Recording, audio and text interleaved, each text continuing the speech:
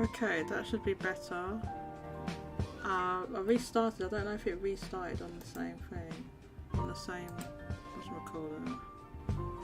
Did it? No.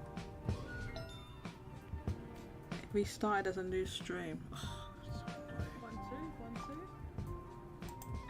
Should be live. Okay, I'm going to check. Sorry, my software just completely bugged out on there.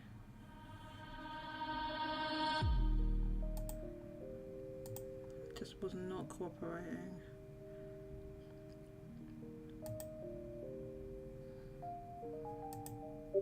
Sorry, I'm gonna try and get it right. I'm gonna try and get it working now. I know it kind of messed up. So yeah, there's one show, that 4-minute show. Obviously, I have to delete. I couldn't go back into the same thing, so I'm gonna have to do it again. So there should be a new show with a new link now. Sorry about that.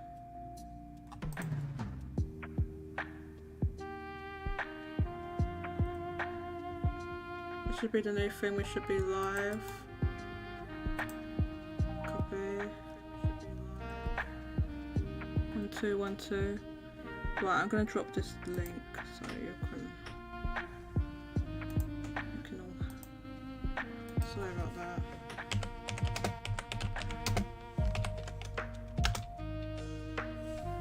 Sorry, there's the new link. There's the new link. The new link. New link. Sorry for the full start. Hopefully, yeah. Hello again. Yes, you are. Sorry. Let me just get everything. Ugh, I messed up big time. Although basically the Streamlabs froze. I couldn't navigate out of a certain menu, and the only way to, it said, "Oh, do you want to shut this down when it's live?" Because I couldn't get out of it. So I had to, like, okay, well, I've got to shut the stream software off, which is going to shut down the stream. So that's what happened. Thank you to everyone who came out to the pre-show. We had our biggest turnout ever. I didn't count the number of people because people were in and out, but we had, it was like more than 10, right? Must have been 10, 12 people. So, okay. Thanks a lot to everyone that came out, and I'll see you on the other side. So I'm going to on-air room now. I'm here in the on-air room. Everyone leave the pre-show. I've dropped the link for you. And I'm just going to put out that I'm live now. I have got a couple, because that thing knocked me back, I've got a couple of little things I've got to set up. It's going to take me like a few minutes. Just a couple of things to do.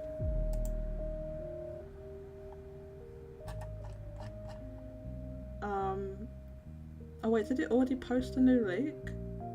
Wait, hold up. JBot's working! JBot wasn't working before! Huh? How did I get it to work? Every time I was trying to get JBot to do that, it actually did it this time. It actually did the automatic thing I've been trying to get it to do for bloody ages. It did it, but I posted the, I don't want the image as well like that. Oh my god, JBot, you did it! You did it! Is it the right link though? Is it that? Unfortunately, it's the wrong link because that one's now ended. So it's the wrong link.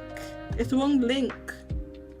So unfortunately, I have to actually delete that JBot because you put the wrong. That is the one that messed up. So unfortunately, I've got to delete that. But once JBot actually did it, I have to delete it. Now here's the right one. I have to fix JBot so that that works.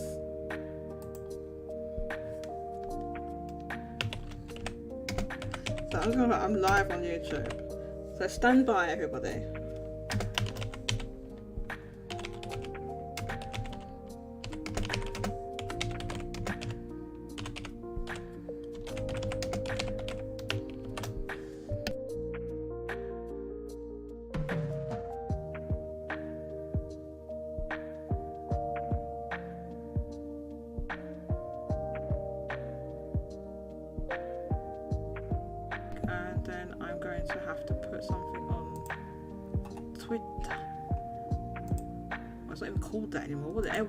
Whatever this stupid site's called now. I don't even care what it's called. I don't even care. I don't care what it's called.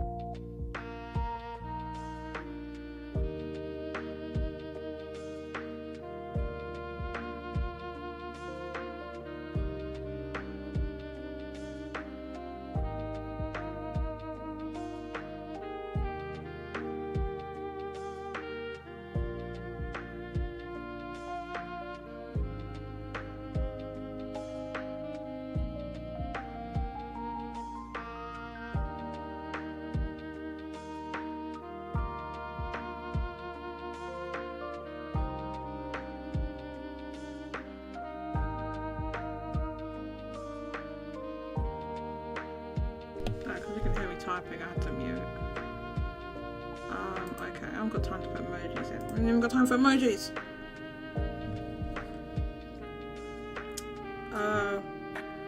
Okay, is everybody rolling in now? Sorry about the, you know, a kind of annoying, the false start we had. It's showing you that I know, I'm sorry. There's nothing I can do. I had to shut down the, I know it's showing me twice. I had to shut down the stream. There was nothing I could do. Like that, I know that stream's, that one's dead, right? This should be the correct one now that we're on. Can you let me know if you can hear me okay? I think I'm here on the, if my volume's alright. Let me know. This music's kind of loud for me, so I'm gonna lie. It's kind of loud. Turn it down a bit. Yes. Very sorry about the technical issues, everybody. I'm just gonna quickly make a what do you call it? My bookmark list, which I forgot to do earlier. Once everyone's rolling in. So get the word out. Please retweet my tweet. What I tweeted. Let everyone know. Get the word out. We're live. Hit the like button. Like and share. Let's go. Let's go, let's go. Add folder. What's the date today? It is the 11th. 08/2023. Save. Today's musical compliment is courtesy of J2? J2, right? J2 is you, right, wasn't it? Courtesy of J2. It's today's Xenoblade Lo-Fi mix. That's what we're listening to. Because, you know, I like the Final Fantasy VII Lo-Fi, but we've had certain people complain that I've been playing it too much. So fine. We'll play something else. But just be aware, if you do not give me a suggestion, we will always default back to Final Fantasy VII Lo-Fi. So be warned. That's the way it's going to be. It's the way we do things. Okay, so now I'm just saving all of these. Not that one. Not that one. And not these either.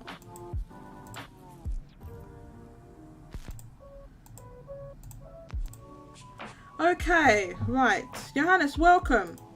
Is everybody coming? Okay, everyone's come over. Everybody's come over. Oh, thank goodness. I'm going to pause that, pop out this chat. Not that button. This button. Hide chat. No, pop out chat. Pop out. Pop out chat. Thank you. Yes, we were twice, unfortunately. Very unfortunate, but I had no choice. With the way it was set up. Okay. Everybody's rolled it in. And there was technical issues, I know, sorry about that. But we are ready to get started. Let's get started. Let's go. Welcome everybody to another live stream of Game Corner Shop Live. The live stream, the live show, the live podcast, that's what we're calling it. Can hear you, volume is all right. Can you hear me above the music okay? Can you hear the music okay? Is it too loud? Can you hear that stupid goddamn motorbike? It's going now, don't worry, it's going. Welcome everybody. We had a fantastic pre-show, I think. Very big turnout for the pre-show, so thank you to everyone who came through to the pre-show. The pre-show has now become very popular. I asked, and I think one of the reasons is that when you come into the pre-show, everybody's just muted by default. Like, nobody talks other than me. So I think because people don't feel like they have to talk, maybe they feel a little bit more relaxed. Music might be a bit loud compared to my voice. Thank you. I'll turn it down.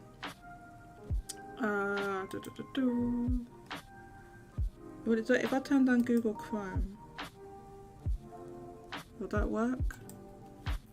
Well, actually, I don't know if that makes a difference there. Yeah, so pre-show, very successful this week. And unfortunately, right after that, I had some technical issues. So that's why there was a false start with the first stream. Unfortunately, my software completely bugged out. My Streamlabs software bugged out, and I just couldn't get anything to work. So the only thing I could do was restart it, which meant it obviously cuts the stream off once you do that. So that's what happened. So let's say hi to everyone here. Welcome J2, Yeshua, welcome Red Hood 7832, Mario DK, welcome. Johannes, welcome everybody. Don't forget to please hit the like button. And we have a few different topics to talk about. Our wonderful title was thought up by Mario DK. Mario DK helped me think up of a title in the pre-show. So we was all trying to think up like titles, and you know, we want to be kind of questioning and have a discussion really about the PlayStation 5 situation in Japan. We're not saying any of us have any of the answers, or we know exactly what's going on with these PlayStation 5s and why the software is so low. So we're going to talk about it, basically. We're going to discuss it. So I will be getting into the Famitsu chart, and then after that, people are going to start rolling in and out, and we'll have a discussion. You can call in via the Discord, our Discord server. Hopefully, Streamlabs bot has dropped the link. Streamlabs bot has not dropped the link. Where's Streamlabs bot? Does Streamlabs bot show up in the thing? J. Arthur, welcome. Streamlabs bot didn't show up, no? Oh no. I need the link. Okay, I'll grab a invite. Where's Streamlabs bot? I need to sort out these bots, man. These bots be bugging out. Oh my god. Because Streamlabs bot used to put the link too often, and I set it to be less often, and now maybe it's not often enough. I don't know. Let me know. I'm gonna get an invite, so I'm gonna make a temporary invite for the waiting room.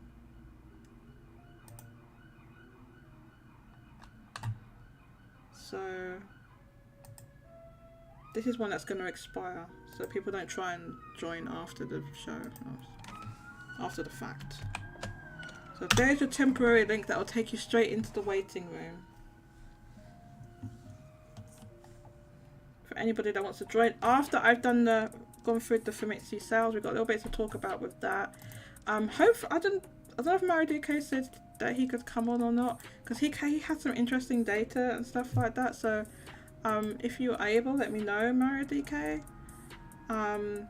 If you're able to come. Like I said, the music this week is Xenoblade Chronicles Lo-Fi Mix.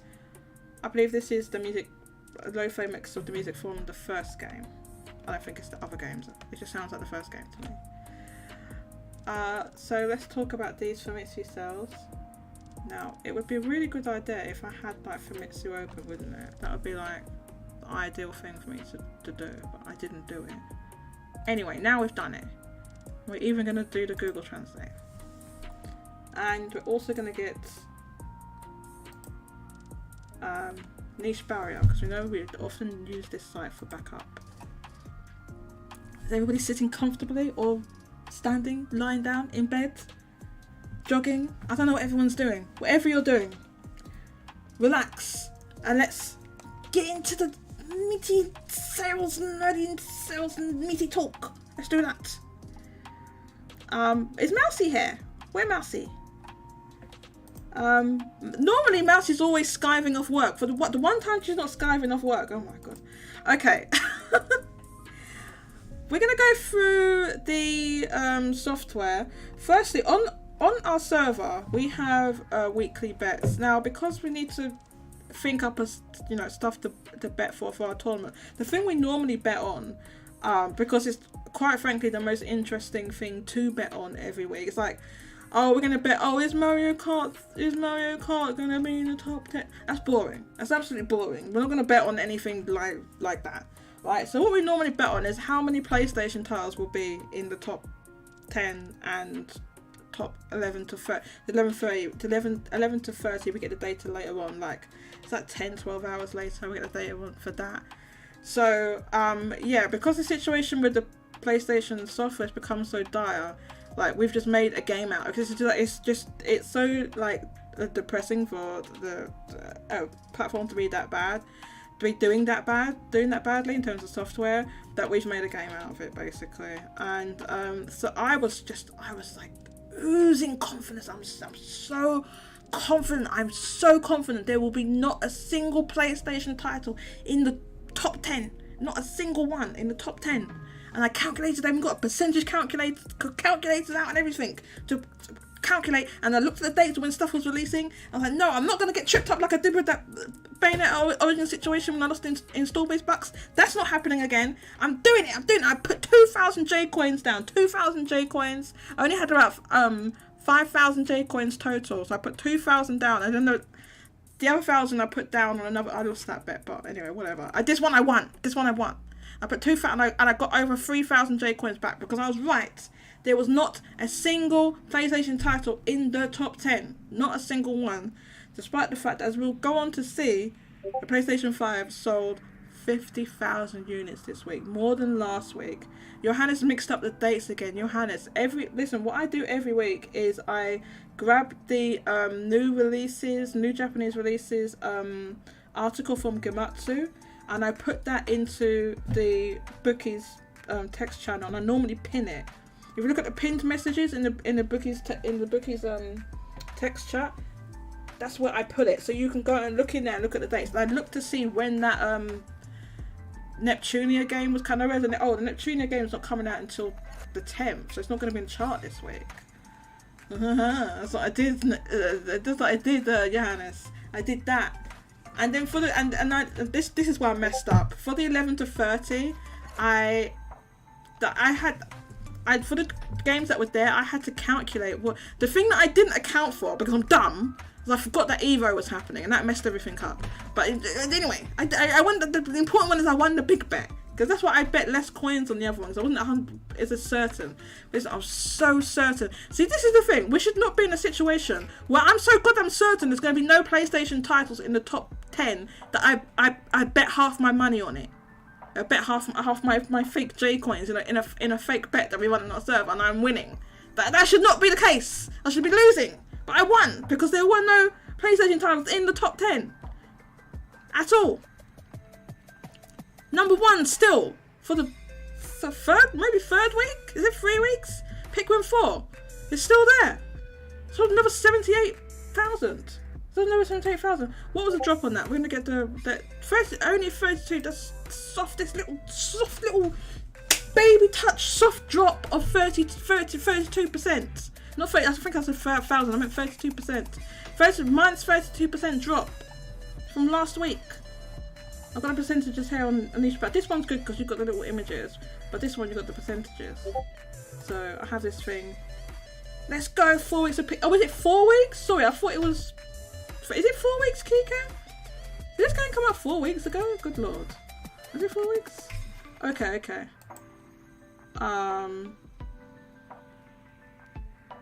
Johannes said, There was no new releases this week. It's bound to happen. Was Kike, Johannes, if it was bound to happen, how did you lose? You lost, though. You didn't win this week for once, because Johannes always wins somehow. for once, when it was like almost guaranteed, you lost. What happened? You was on a roll. You was on a roll. Johannes got the dates mixed up. So then, even when that Neptunia game does come out, what's that even gonna do? What's that even gonna sell? It's not even gonna sell that much anyway. I mean, it'll probably get into the top 10, right? I'll have to look at the history of those Neptunia games. Anyway, Pikmin 4, because you didn't know, what did you? I did not. I win because I mixed up the date. Yeah, I've done it before, like multiple times. I've mixed the dates up and lost because of that. Yeah, that's why, like, the other night I was like double and triple checking the dates to make sure. And then I was like, yes, I was like, oh my god, I'm almost certain I'm gonna cash in. That's why you saw me the night before. I was like, oh my god, I'm certain I'm cashing in. I'm doing it. You look back and read what I wrote up there, Johannes, in the bookies. I was like, I'm cashing in. I'm doing it. I'm gonna win. Ha ha ha ha. I'm winning big. I can feel it. But I won one and I lost one. So I didn't win completely. I lost one. Because you can never account for goddamn Evo. I can't anyway. Number 2, The Legend of Zelda Tears of the Kingdom. I believe that's now gone back up because of other stuff dropping down the chart. That sold 14.6 thousand. Oh, did I say how much Pikmin sold? I think I did. Pikmin 4 sold 78.8 thousand. Did I say that? I don't know. So yeah, it dropped only 32% from last week, so it sold 78.8 thousand. Legend of Zelda, as I said, 14.6 thousand. Actually, what's interesting with Legend of Zelda is it only dropped 1% from last week. So it's not going to drop out of the top 10 anytime soon. Now, it will drop down. I suspect it will drop and then it will go to the next stage, which is evergreen status, and it will just stay in the chart. It will just stay there for years probably. I mean, it's Breath of the Wild. Breath of the Wild was there. I think it's gone now. Oh no, it's still there. And it went up 12%! What? Breath of the Wild is still there, went up 12%. This game came out in 2017. It's still there. So yeah, I think that's gonna happen. Kirby's Return to Dreamland is still there. That's our standard. Kirby's Return to Dreamland is our gold standard, by the way. The Kirby barrier is based on Kirby's Return to Dreamland. It's a gold standard. And the other, and that one's still there as well. Kirby and the Forgotten Land. It's still there. Interesting. Okay, so that's still there. Yeah, I don't read the whole chart because there's a whole bunch of evergreens. There's no point in reading that every week, but we just get into like the new and recent releases. But I do the top 10, like, because people listening on audio, you know, they're not always reading it. So number 3 was Mario Kart 8 Deluxe with 14.1 thousand. Now number 4 was very interesting. So this is Natsumon, which is the spiritual successor to the PlayStation Boku no Natsuyasumi games that were around like from, I want to say PS1, PS2, PSP, I think. I could be wrong on that. This is kind of a spiritual successor to that, to those games, and it's quite similar. So it's very interesting to watch this game and see how it compared to those Boku games. Now we did look this up last week. The first Boku game, it took a while for the series to kind of take off, and this game Natsumon did seem to sell very similar to the very first game, and even a bit more if you account for the fact that obviously there's going to be digital on top of what we see in the chart. But for this week we had a very this is the second week, right, of this game. Extremely soft drop of 28%, not an 80% drop that you see with like RPGs and stuff. No, 28%. Very soft. So it sold an additional 13.1 thousand. Now in Japan, I think it's like coming into the summer holidays. I don't know when the kids are off school and all that, but it's got to be like any day now, right? If not already, someone let me know the dates. I thought, oh, maybe it's starting this weekend. And then there's like I was like, this music is fine, but they've got like voices, clips from the game talking in this. It's really distracting. And then there's like a national holiday, the Obon holiday that they have. So I think they wanted to release this game to coincide with the actual summer themed game.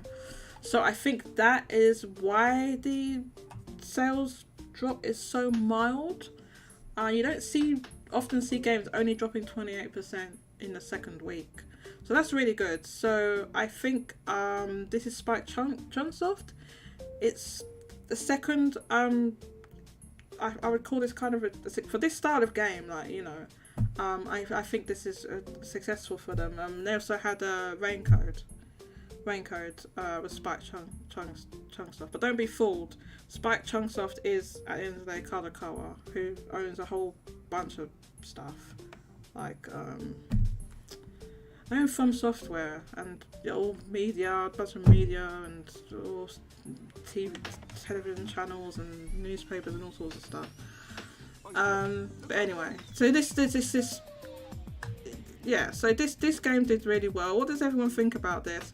This game, unfortunately, there's not been any localization announced. I think, let me see. Raincodes is localized, but this didn't get a localization. I don't know why. It's the same publisher. So this game was made by Millennium Kitchen, who made the Boku games, and they also made the Shin-chan game that was like, again, another Boku style game that came out, I want to say a couple of years ago. Now that game sold a lot. It sold a lot more than this. That sold like 100,000, over 100,000 first week. But because it's Shin-chan, which is like a known IP, a known entity, and Shin-chan's still pretty popular, I think. So that's why that one sold well, and this one didn't sell anywhere near close to that because it doesn't have the Shin-chan IP with it. But I've seen clips of the game. The game looks pretty good. It's, very much like the Boku games and everything. Kike says, and FromSoft for Kadokawa. Yeah, Kadokawa's absolutely. They're a media mega conglomerate. Shin-chan got localized because people kept asking for it. Oh, really? Is that what happened? Oh, yeah, because I think it came out in Japan first, right? It wasn't like a worldwide thing. People kept asking for Shin-chan. Okay. I feel like people maybe not going to ask for this one as much because it's a new IP. But yeah, Shin-chan obviously is like, people are going to ask for that, right? Because even Shin-chan isn't crazy popular here, but I remember that bit. I remember watching it. It was on TV here, or at least on like cable or whatever. I think it was cable or something. I remember watching it. So it's there are fans, I guess, across the world. So that's probably why people are asking for that. So this is the same studio. So hopefully in the future we'll get an update on how this one did. And you'll see what they'll do going forward with the series, whether they'll bring this to other platforms, whether they'll make more. It all depends really on how successful this game is. Number 5, we gotta go through some evergreens, okay? But we gotta do it. Let's get through them. Number 5, Minecraft, 8.4 thousand. Number 6, Splatoon 3, 6.9 thousand. Number 7, Nintendo Switch Sports, 6.4 thousand. Number 8, Super Smash Bros. Ultimate, 6,000. Number 9, Mario Party Superstars, 4.9 thousand. Number 10, Pokemon Scarlet and Violet, 4.7 thousand. Now, one thing I'd like to point out is that this week, along with the hardware increases we're going to talk about, basically every game in the top 10 that wasn't like a recent release, it went up in percentage of how much it sold. So Pikmin 4 obviously is recent release, that's down. Tears of the Kingdom, fairly recent, that only went down 1% though. And then Natsumon, which came out last week, dropped 28%. Everything else in the top 10 has gone up. Minecraft went up 12%, Mario Kart went up 24%, Splatoon 3 went up 23%. Nintendo Switch Sports 12% gained. Super Smash Bros. Ultimate 17% gained. Mario Party Superstars 30% gained. Pokemon Scarlet and Violet 9% gained. And outside the top 10 we had even like number 11, Animal Crossing New Horizons, was up 14%. Now almost half of the other stuff in the chart was up as well, actually. I won't go through it all, but a lot of it was up. Ring Fit Adventure was down. There was one new release in the chart this week, but this is outside the top 10. This is an Otome game that I am not familiar. I'm sure there's like hardcore Otome fan. A lot of these games don't get, to be honest, a lot of these games don't get localized. We don't get them here. Some of them do get localized, but there's a whole bunch they never localize them. This one, I don't know if is this a completely brand new release? Is this I mean, it looks like it's based on Alice's Adventures in Wonderland. It's what it looks like to me. It's called Alice in Space Wonderful World. That's what it says here. This is what the auto translate says. Alice in Space Wonderful World, Wonderful Black World. And then it says on here, okay, where's the Japanese name? Space no Kuni no Alice Wonderful Black World. I don't know. It's an Otome game. I don't know anything about it. So that's the only new release, okay? And that's a 3,898. That's a Idea Factory game, by the way. It's Idea Factory. So we do get a lot of those kind of games. Let's have a look at your comments. Oh, Mousie's here. Welcome. I'm here, but she forgot. I know I forgot about Street Fighter. I know I did. I lost J coins. I lost J coins. Bahahaha. Well, bahahaha to you, Mousy. I don't think it will. You don't think what will? You don't think what will what? Please clarify that. Jorge FT. You think Evo will make a big impact for Street Fighter 6? Well, it did. We were going to get onto that. It wasn't a big impact. Well, it depends what you mean by a big impact. It made an impact. The impact it made, Jorge, is that I lost J coins, right? I lost the bet. That's the impact it had.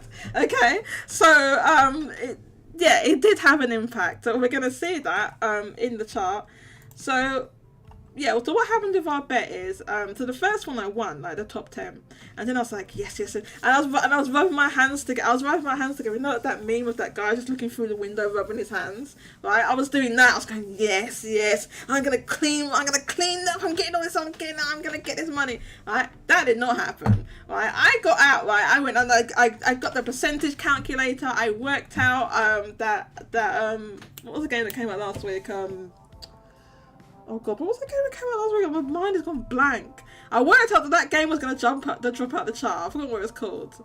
Oh wait, hang on. It was called, Cry Machina. I worked out that was going to drop out the chart. Right?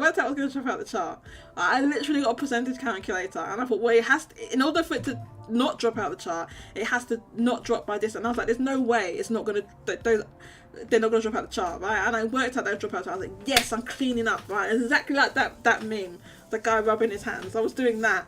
Yeah, so that didn't happen because I forgot about Evo. Evo happened, and then lo and behold, when we got the 11 to 30, what's snacking at the bottom of the chart?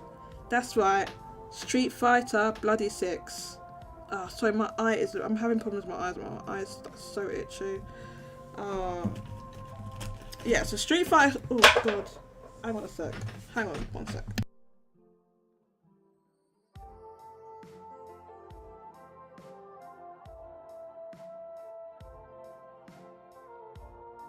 Sorry, I dropped something. So Street Fighter 6 snuck back into the bloody top 5, got back in again. This game had already left the chart. I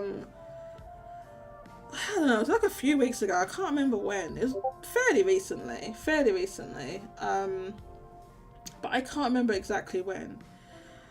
So it left the chart. So this is very interesting actually, because both versions came back into the chart and sold almost the same amount, which is unusual these days for a game that has both a PS5 and PS4 SKUs.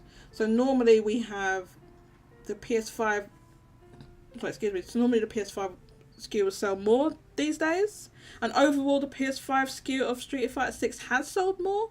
But on this occasion, they sold, and if you account for a margin of error, it's basically the same, right? So at number 27, we have the PS5 version of Street Fighter 6, which sold 1,566. At number 28, we have the PS4 version of Street Fighter 6, which sold 1,514. And like I said, when you account for a margin of error, it's the same.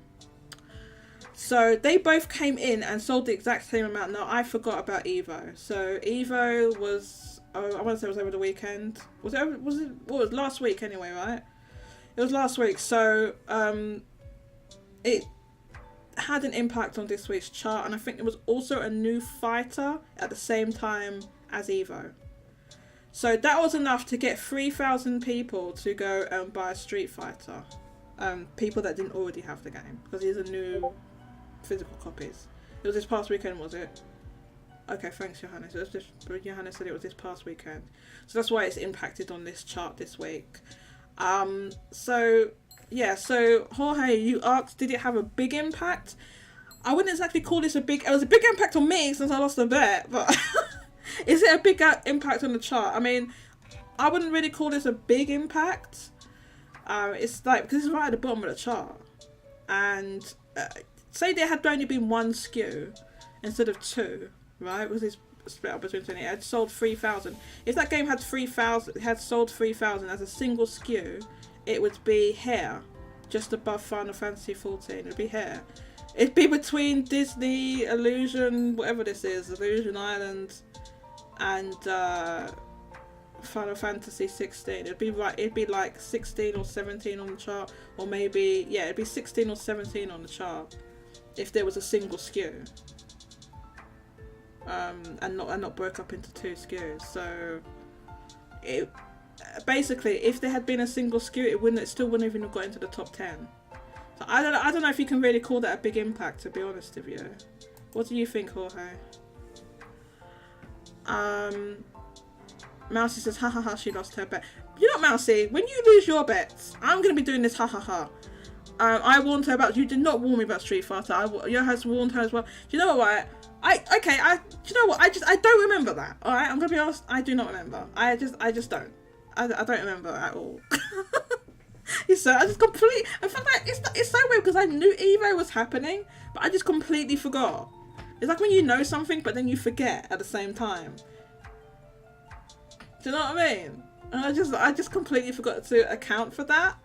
I guess next time, I don't know, Evo only happens once a year, so what's the chances of that happening, like, again? Next time it does happen, there won't be a new Street Fighter game, because they only come out every however many years. And by that point, there probably won't be any, you know, it won't be getting back into the chart. People will just buy it, like, it'll be cheap by then, so people will just buy it digitally, cheaply. They probably won't even all get a used copy. They probably won't even get, like, a new copy for it to come back into the chart. So that won't happen again. This is the last time. So there. Anyway, Cry Machina, the other versions of it is gone. The Switch version has held on at number 29. And sold an additional 1,500. Luigi's Mansion 3 came back into the chart, and I think that had been gone for a long time. And because it came back into the chart, we were able to get an update. And this game has sold a lot. It sold 912,000 physical copies in Japan. In Japan alone, physical alone, 912,000. Now I think with the worldwide sales update we got for this is like 12, or was it like 12 million or something like that it sold.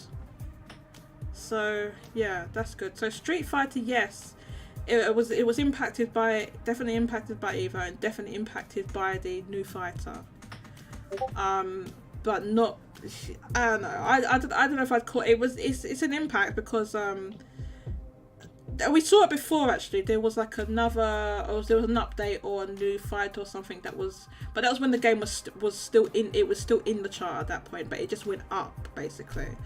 this time it had dropped out of the chart and then came back in.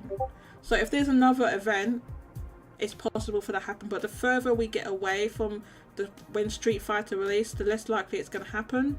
Just for the reasons I said, because the game gets really cheap and people will either get it cheaply digitally or they will get a used copy. They probably won't get... In order for it to get in the chart, it has to be a brand new physical copy. And those will become rarer, basically. So it's, you know, less likely for that to happen. Missing comments here. Oh right, yes, thank you for tweeting that, not tweeting, posting that. There's also going to be Evo tournament in August. Well, I forgot. Alright, I forgot. Yes, and there's like a gif of some, I guess it's Street Fighter characters doing the Russian, I forgot what that's called now, that Russian dance. I know that's a Street Fighter character. I know it's a Street Fighter character. You don't need to tell me. You don't need to tell me. Mario DK says, I'm busy, so I'm just listening for now. Okay.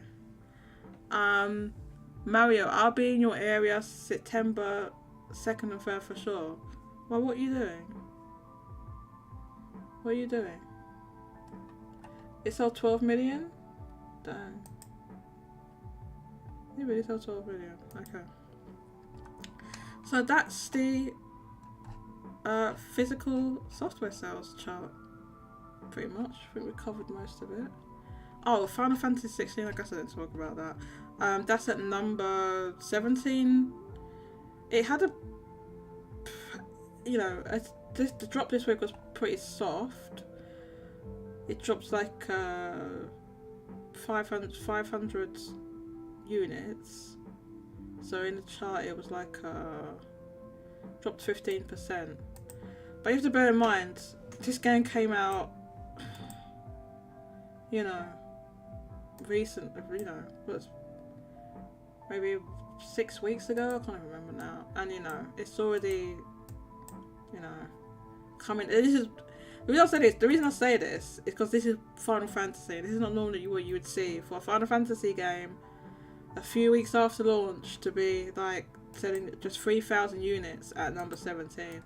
This has got like 1-2 weeks, maybe 2 weeks max more in the chart, and it's gone. Basically, I think it's going to be gone in a couple of weeks. And then, you know, once that, I want people to answer me this question, right?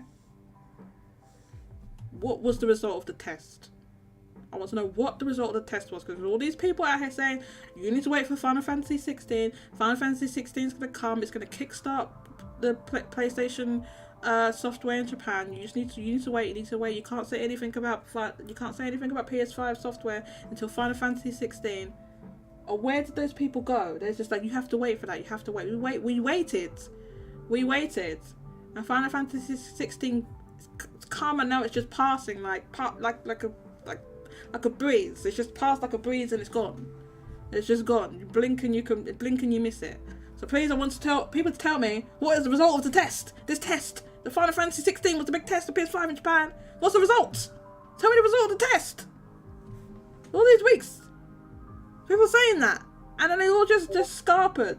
The result of the test put Fantasy 14 on Xbox.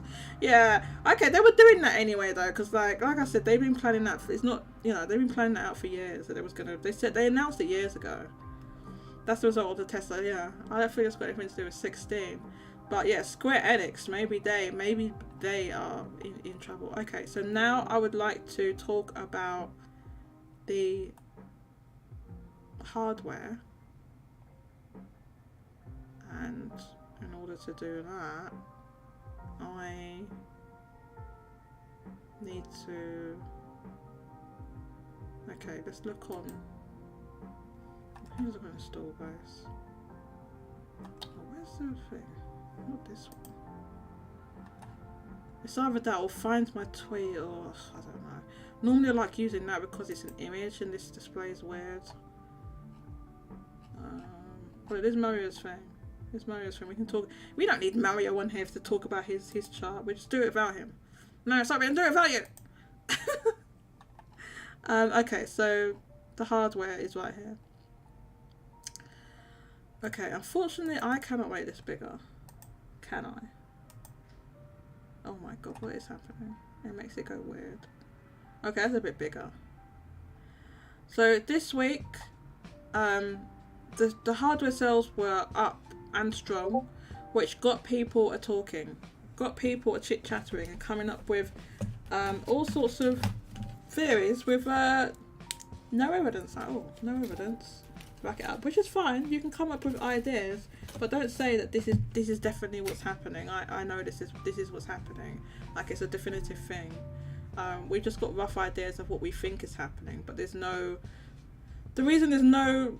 We've got indirect evidence, circumstantial evidence. The reason there's not a lot of direct evidence is because there's not been anybody that's had the right resources that's looked into it properly, basically. You know? One sec.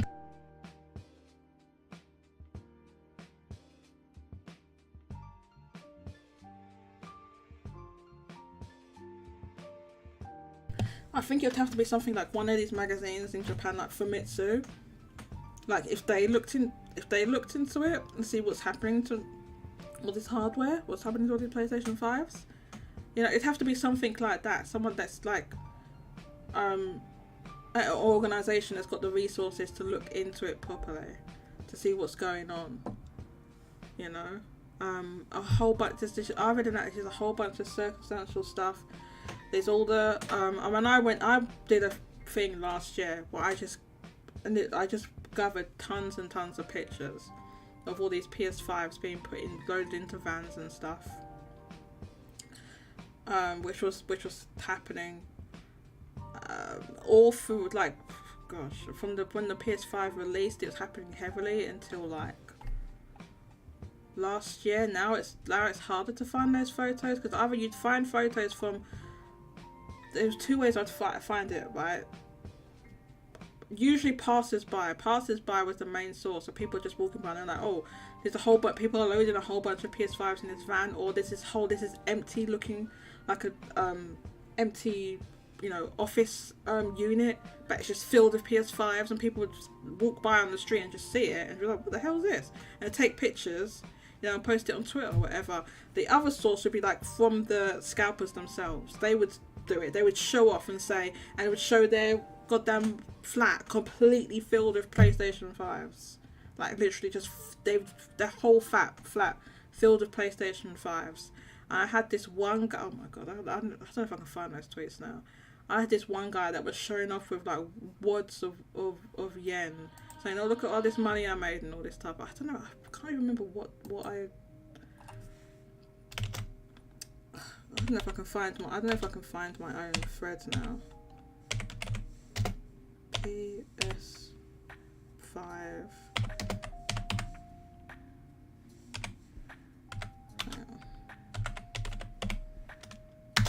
don't know if I can find it. Oh no, here it is.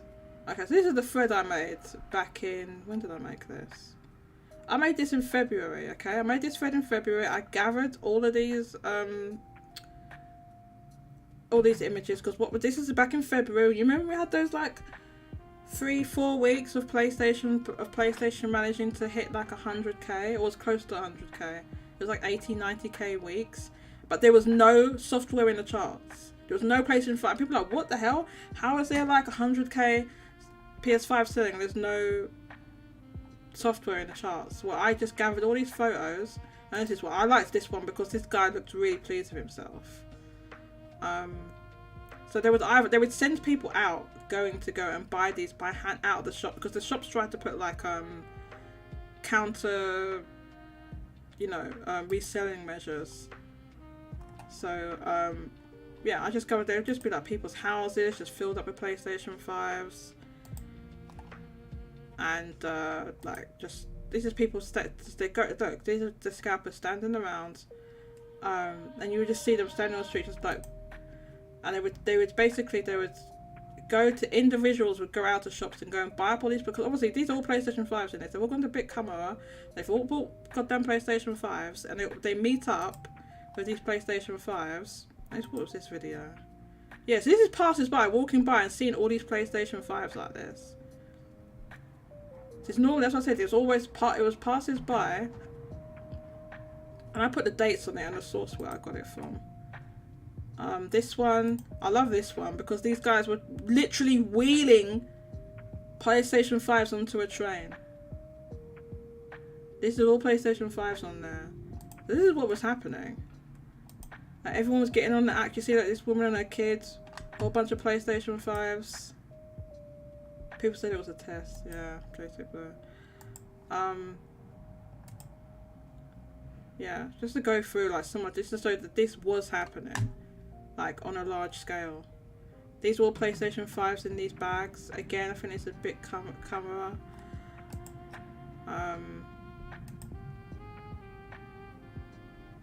And the reason why there's so many pictures is because people would see it and take pictures and post them onto social media. So there's another one, gather the PlayStation 5s.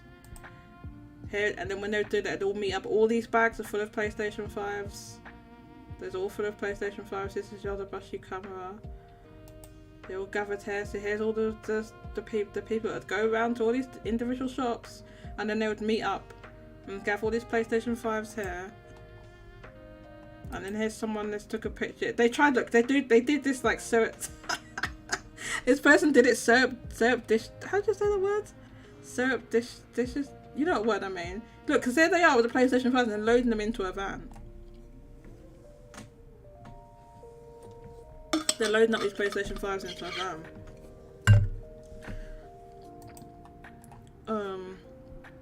Here again.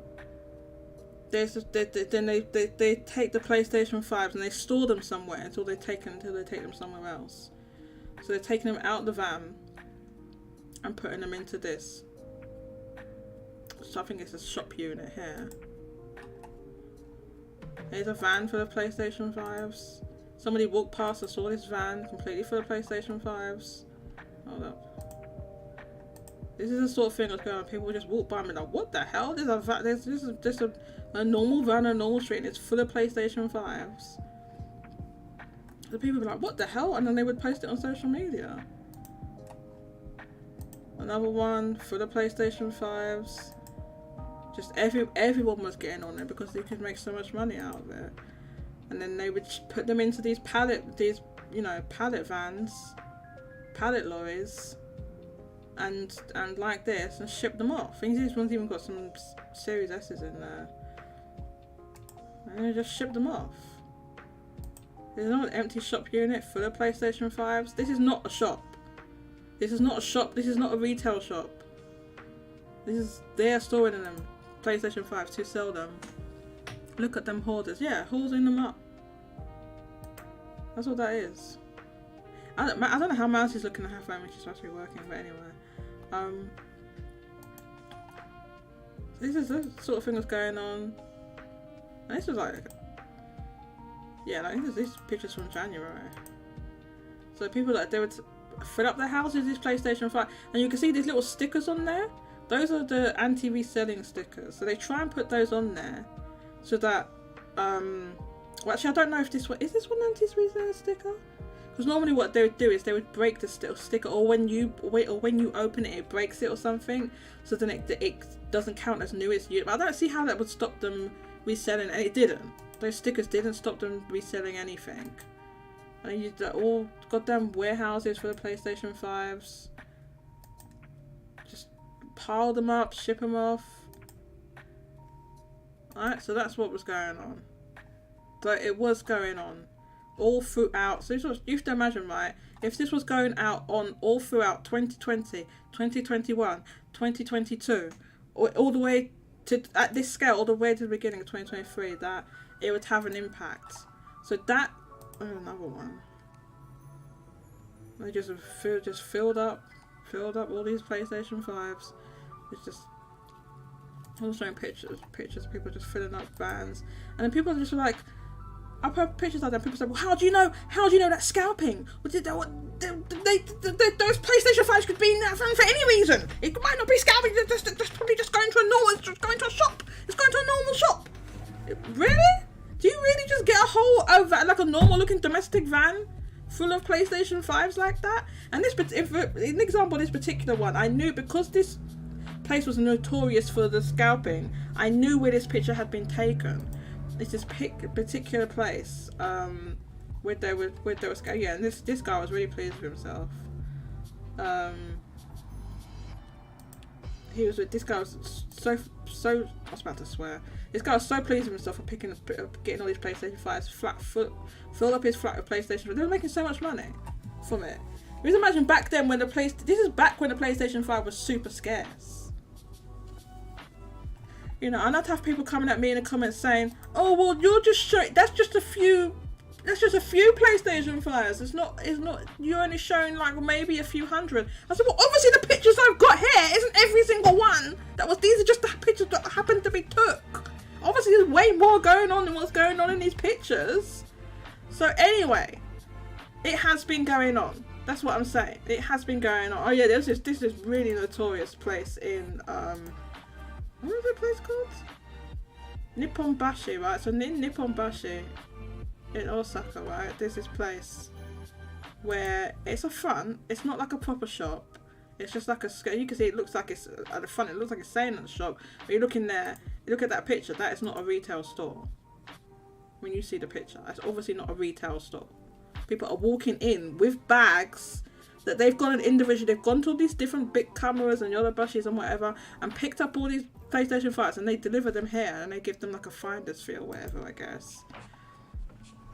And then they ship them off. So that's what's going on. That's what's been going on. Now, I don't know if it's going on to this extent now. I don't think it's going on to this extent because the PlayStation 5 is widely available. So I don't think this is happening, but I think that has an impact. I'll grab not that. Where's the goddamn link? If you want to see this, I'll grab this for you. I'll put it in the YouTube No, wait, hold up. Badly, I've been caught twice.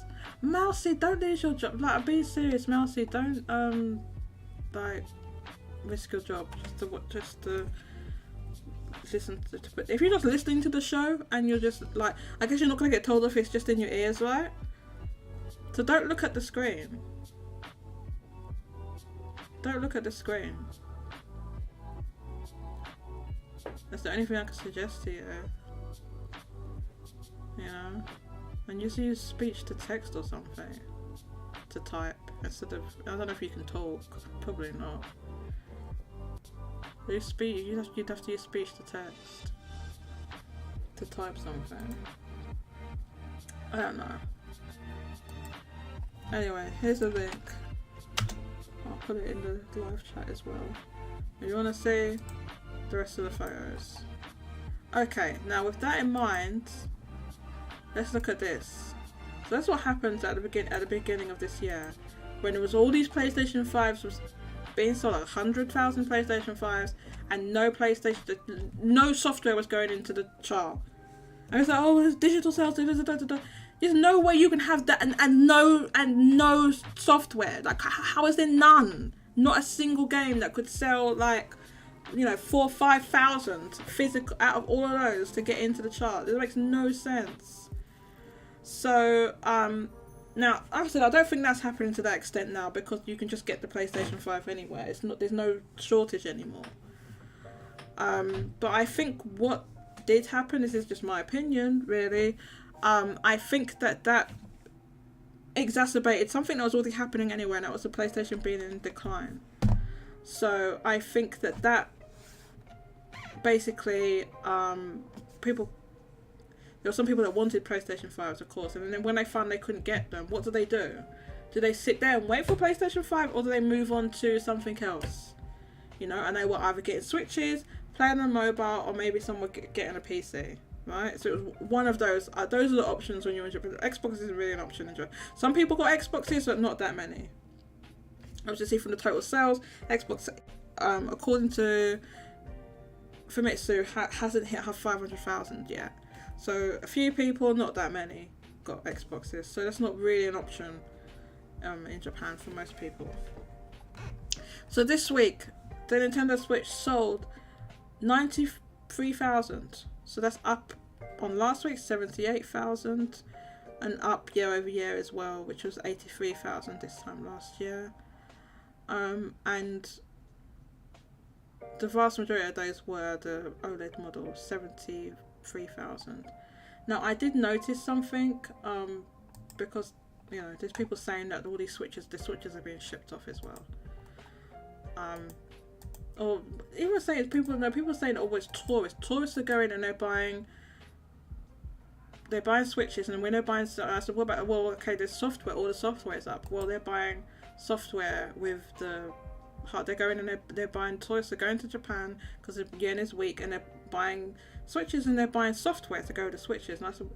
And I said, well, at that point, does it matter where the person is from who's bought the Switch, if they're buying a Switch and games as well? I don't think it really matters, because there's no way that we can differentiate between who is the person that's bought a copy of Mario Kart. Are they from Taiwan, or are they resident in Japan? Well, does it really matter at that point? If the software isn't like it has a dire effect on the software like we're seeing with the PlayStation 5, so that doesn't seem to be happening. So anyway, one thing I did notice, I don't know if it's still there, but when I looked yesterday, not this, when I looked yesterday on Amazon, I'm looking at Amazon Japan, and I have something on here because they got the Pokemon Worlds at Yokohama this year. Anyway, where is it? Where's the thingamajigger? Not that one. Okay, so bestsellers. So it's the bestsellers, and they get all these goodies for Detective Pikachu. What is all this stuff they get? They get a special Pokemon trading card, some sort of box. I don't know what that box is for, but anyway, it's just like a box or something. Right, so that's what you get if you buy Detective Pikachu on Amazon. Anyway, that isn't what I wanted to look at. What I wanted to look at was... Oh, maybe it's gone. Okay, well it was... Okay, so it was here. Yeah, it's here. It's dropped down the charts. I think what happened is that this Zelda OLED came back into stock. Because when I looked yesterday, it was all the way up here. It was all the way up in the... I think it was like number 3 or something. It's dropped down, so I think it dropped, because I think it went out of stock. You see, it's just got 49 offers from 39,000 yen. It's no, you can't buy it from Amazon, which means basically it's gone out of stock, and you're seeing third-party marketplace sellers selling it at an inflated rate. It's basically what that is, and that's why it's dropping down the chart. So I think this came back into stock, and a load of people rushed out to buy it. Because normally what happens is they make these special editions, and then they run out and they go out of stock.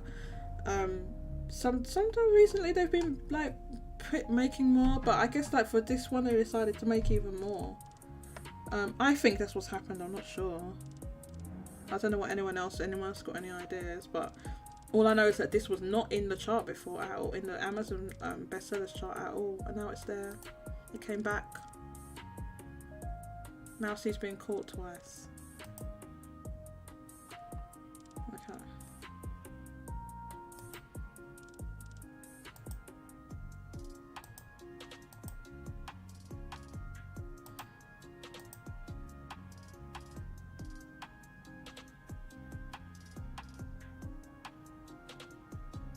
Well, okay. If anyone's got anything to say about that, I'll move on. So yeah, that's what I noticed about the OLEDs. So to continue, the PlayStation 5 sold 50,000 units. That's slightly down on last week. Last week it was 53,000, and this time last year it was 27,000. And the overwhelming majority of these were the PlayStation 5 with the disc drive. So of 50,000, 48,000 had the disc drive. So this is the perplexing thing, right? Like the 48,000 PlayStation 5s with a disc drive. So people buying the disc drive version and not buying any physical software with it. So this is why people are perplexed, bamboozled, and get into like every week, and then, especially when new people join, like install-based forum, like, well, I don't understand. Why is there all this? How there's no software? And the PlayStation 5 is selling all the software and all the software. Yeah, so this is a question asked all the time. So, somewhat. So the thing is that there is a situation in the weak yen, but here's the problem with that. So the weak yen, you can say, well, some people are buying and exporting and doing this and they're taking advantage of the weak yen. Yes, okay, but this situation with the PlayStation 5 software predates the weak yen. So I don't think that can be the answer for it, right? So if on the one hand, with a weak yen's making people get, and this would be obviously not just happening with something like a game console. It'd be happening with every product that's you can buy in Japan that's made for the Japanese. Obviously they're not made in Japan, but they're made for the Japanese market, right? And there people are buying them from there. It would be every single product. So on the one hand, why, when more Switches are selling, is the hardware all going up? And we've seen here, it's easier to illustrate with this actually, because you can see the percentages all with green. It's almost all this hardware gone up. All this software gone up. Almost everything that's like an evergreen has gone up. Nearly everything. And the stuff that has dropped very mildly. Like Kirby and the Forgotten Land, down 6%. The Super Mario 3D World and Bowser's Fury, down 4%. Do you see what I mean? Obviously Cry Machina are down 80% because it's a new release. But everything that's not a new release, either it's gone up or it dropped very, very mildly. Ring Fit Adventure down 6%. Do you see what I mean? So why has all these gone up? Everything that's an evergreen gone up or dropped very mildly, and then the PlayStation software is doing the complete opposite. What is the reason for that? This is what I'm saying.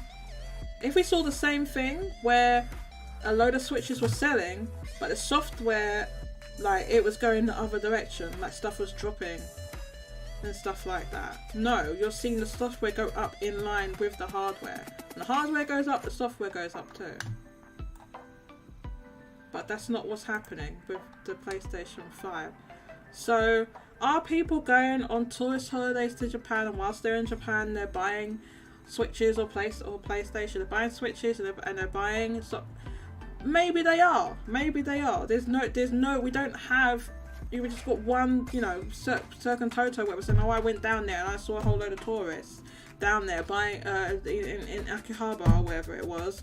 Buying things. Okay, this one person said they saw something, but that's not like hard evidence. So don't be wrong, I'm not saying that isn't happening. It probably is happening. I don't have so evidence to show it probably is happening, but I'm saying at the end of the day, does it matter who's buying them if they're also, the effect on the software is positive? There's a positive effect. Like, software's going up, the hardware's going up and the software's going up. So that at that point, there's no way of distinguishing who's buying them. All we know is that they're being bought, and when people are buying it, they're buying software. That's all we can say. PlayStation 5, on the other hand, let's say the same situation. People are buying the PlayStation 5, but it appears they're not buying any software. Why would that be? Why would it be that what on one hand would have the effect of people buying software to go with it? Let's just assume it is tourists, they're buying software. On the other hand, maybe there's these other tourists are going to Japan and buying PlayStation 5s and not buying any software. What would the reason for that be? Let's talk about it. So, just to continue, just to finish for completion's sake, the chart. The Xbox went up a bit. It sold 3,276. That's up on last week, down year over year. The PlayStation 4 is still selling, sold almost the same as it did last week, 789, just 789. The 3DS is still being tracked. Why, Famitsu? Why? Why are you tracking the 3DS? Let it go. Just let it go already. It's dead. Come on, it's dead. 3DS sold 56. Who be buying these 56 brand new 3DSs? Where are they? Who are they buying 56 brand new 3DSs in 2023? Who are they? What's going on? Anyway, stop tracking the 3DS Famitsu. You've got more important things to do with your time than tracking the 3DS. It's dead. Let it go. Okay, and that's the hardware. The topic I wanted to talk about this week, 3DS Live, baby, says Dank Green Center. It is, I know. What? Dank, man, why are they wasting resources tracking it? That's what I'm saying. Why are they wasting resources tracking it, Dank? It's dumb. Anyway, so the subjects we're going to talk about this week, really what I put in the title, which again was Maradi K's idea, but Maradi K said he's not able to join the call, unfortunately, to discuss it. What can revive the PS5 in Japan? So we have this situation where these PlayStation 5s are selling hardware-wise, according to Famitsu, but then we have a chart that looks like this, you know, out of the top 30, 27 are Nintendo Switch and 3 PlayStation games,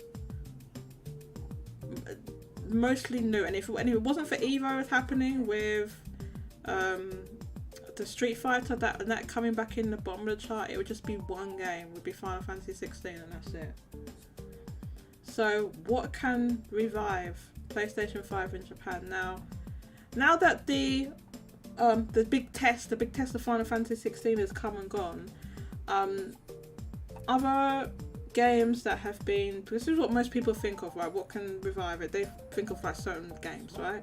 So other games that are thrown around are Dragon Quest 12. If it's exclusive, it has to be exclusive though. Dragon Quest 12 if it's exclusive to PlayStation 5. What's the other one?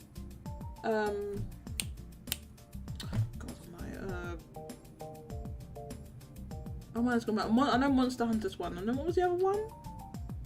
Is it Final Fantasy 7 Rebirth? Was it those 3 or was there something else? I know I'm forgetting something. Or maybe people saying GT6. I mean, maybe. What were the other games? Anyone got any other games?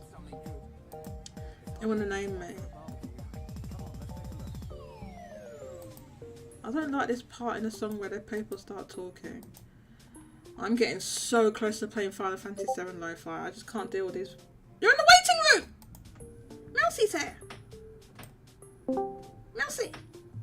Mousie's skiving! Oh no, you're on your lunch break. I know you're going on lunch break at like 7 p.m. my time. Or 7p, as they call it where you're from. 7p. Hilarious right now. Sorry? I can barely hear you. Yeah, I'll fix that. No worries. Very, very, very, very muffled. If you listen back, Mousy, please listen back to the stream and see how you sound. I beg you, please, listen back. It's so hard to hear you that I have to turn this music down. I want Final Fantasy 7 Lo-Fi so badly. Right, okay. I can't deal with it. I'm deal with it. Welcome, Mousy. Welcome. Yeah, I heard that thing with the P. I'm just saying it's used. I'm not saying it's common. Okay, well, I don't know. I've never heard it, Mousy. Mousy, I've never heard it. Mousy, what would you like to say, and what do you think can revive PlayStation 5 in Japan? It's too late now, really. Oh, no! The library is the issue now. I mean, the thing is that, so, okay, yes, Sony is still a lot better with how they advertise, and they're a lot better with getting information across. But now the device is seen as a hardcore gaming device, not as a casual gaming device. So casual games almost always skip it. Well, they don't skip. What? Okay, what? I don't think they skip it. Well, tell me what casual games are skipping it. Apart from I know it's a Momotaro, but what other casual games are skipping PlayStation? I don't think there's any. That Natsumon, I'm pretty sure that skipped it. Yeah, it did. Okay, that's 2. But I'm saying casual games. I'm not saying like AA JRPGs. I'm saying casual games like just like stuff that, you know, like the family get together co-op style games. Like they don't usually make a PlayStation version of those as well. They might. Well, they have done. They have done a certain game like Story of Seasons. Well, but I And wouldn't that put Shin-chan game, they released that on. They did release, and it didn't even chart. Actually, when they released it, they did release a Shin-chan game on PlayStation. I'm not sure, so I'd have to go back with it. But I'm not sure whether A Wonderful Life released on PlayStation 5 in Japan. I know it did here in the West. I don't know if it did. You know, it did. Oh my god, I'm pretty sure it did. I'll check. I know. Stop. But that said, I was talking more like, you know, like the games like, you know, Nintendo 51 playing, you know, play games, whatever, board games, that one, or like Momotaro. To me, that's like the super ultra casual games, and those are the ones that parents are going to want to play with their kids. Sure, and maybe you're right about A Wonderful Life. I think it's a remake of a GameCube game. So it was on the PS2, but I don't see a like modern. Yeah, version. I think it also released. I mean, there is. You can buy the Western release and play it, but I don't think they actually physically released it in Japan. Oh, okay, right. So that's why I can't find it. I mean, I'm not sure, so I'm just saying, but I don't think they did. Maybe. I think maybe you're right that they didn't. But what I'm saying is those ultra casual games that, and I hate the word casual, hardcore, and all that. You're the one that's using them, not me. I'm not using those terms. I am, because what else are you going to use? But I'm just saying, like, you have a group of people that want to buy a system for a family to play games on. They're not going to buy a PlayStation 5. They're going to buy a Switch. So here's the thing, right? Let's make I'll go and make a counter. I'll make a counter because we need to have a discussion on this. It's no good if we agree. Now, yes, the games you named are not, or those particular ones haven't been released on PlayStation in the West or whatever it is, right? But there are games that are analogous to that have been released on PlayStation. PlayStation misses out on very, very few releases apart from like niche or Tomo games, which now pretty much are only on Switch. And the odds like Natsumon and Raincode, and that's it really. Nearly everything else releases on PlayStation.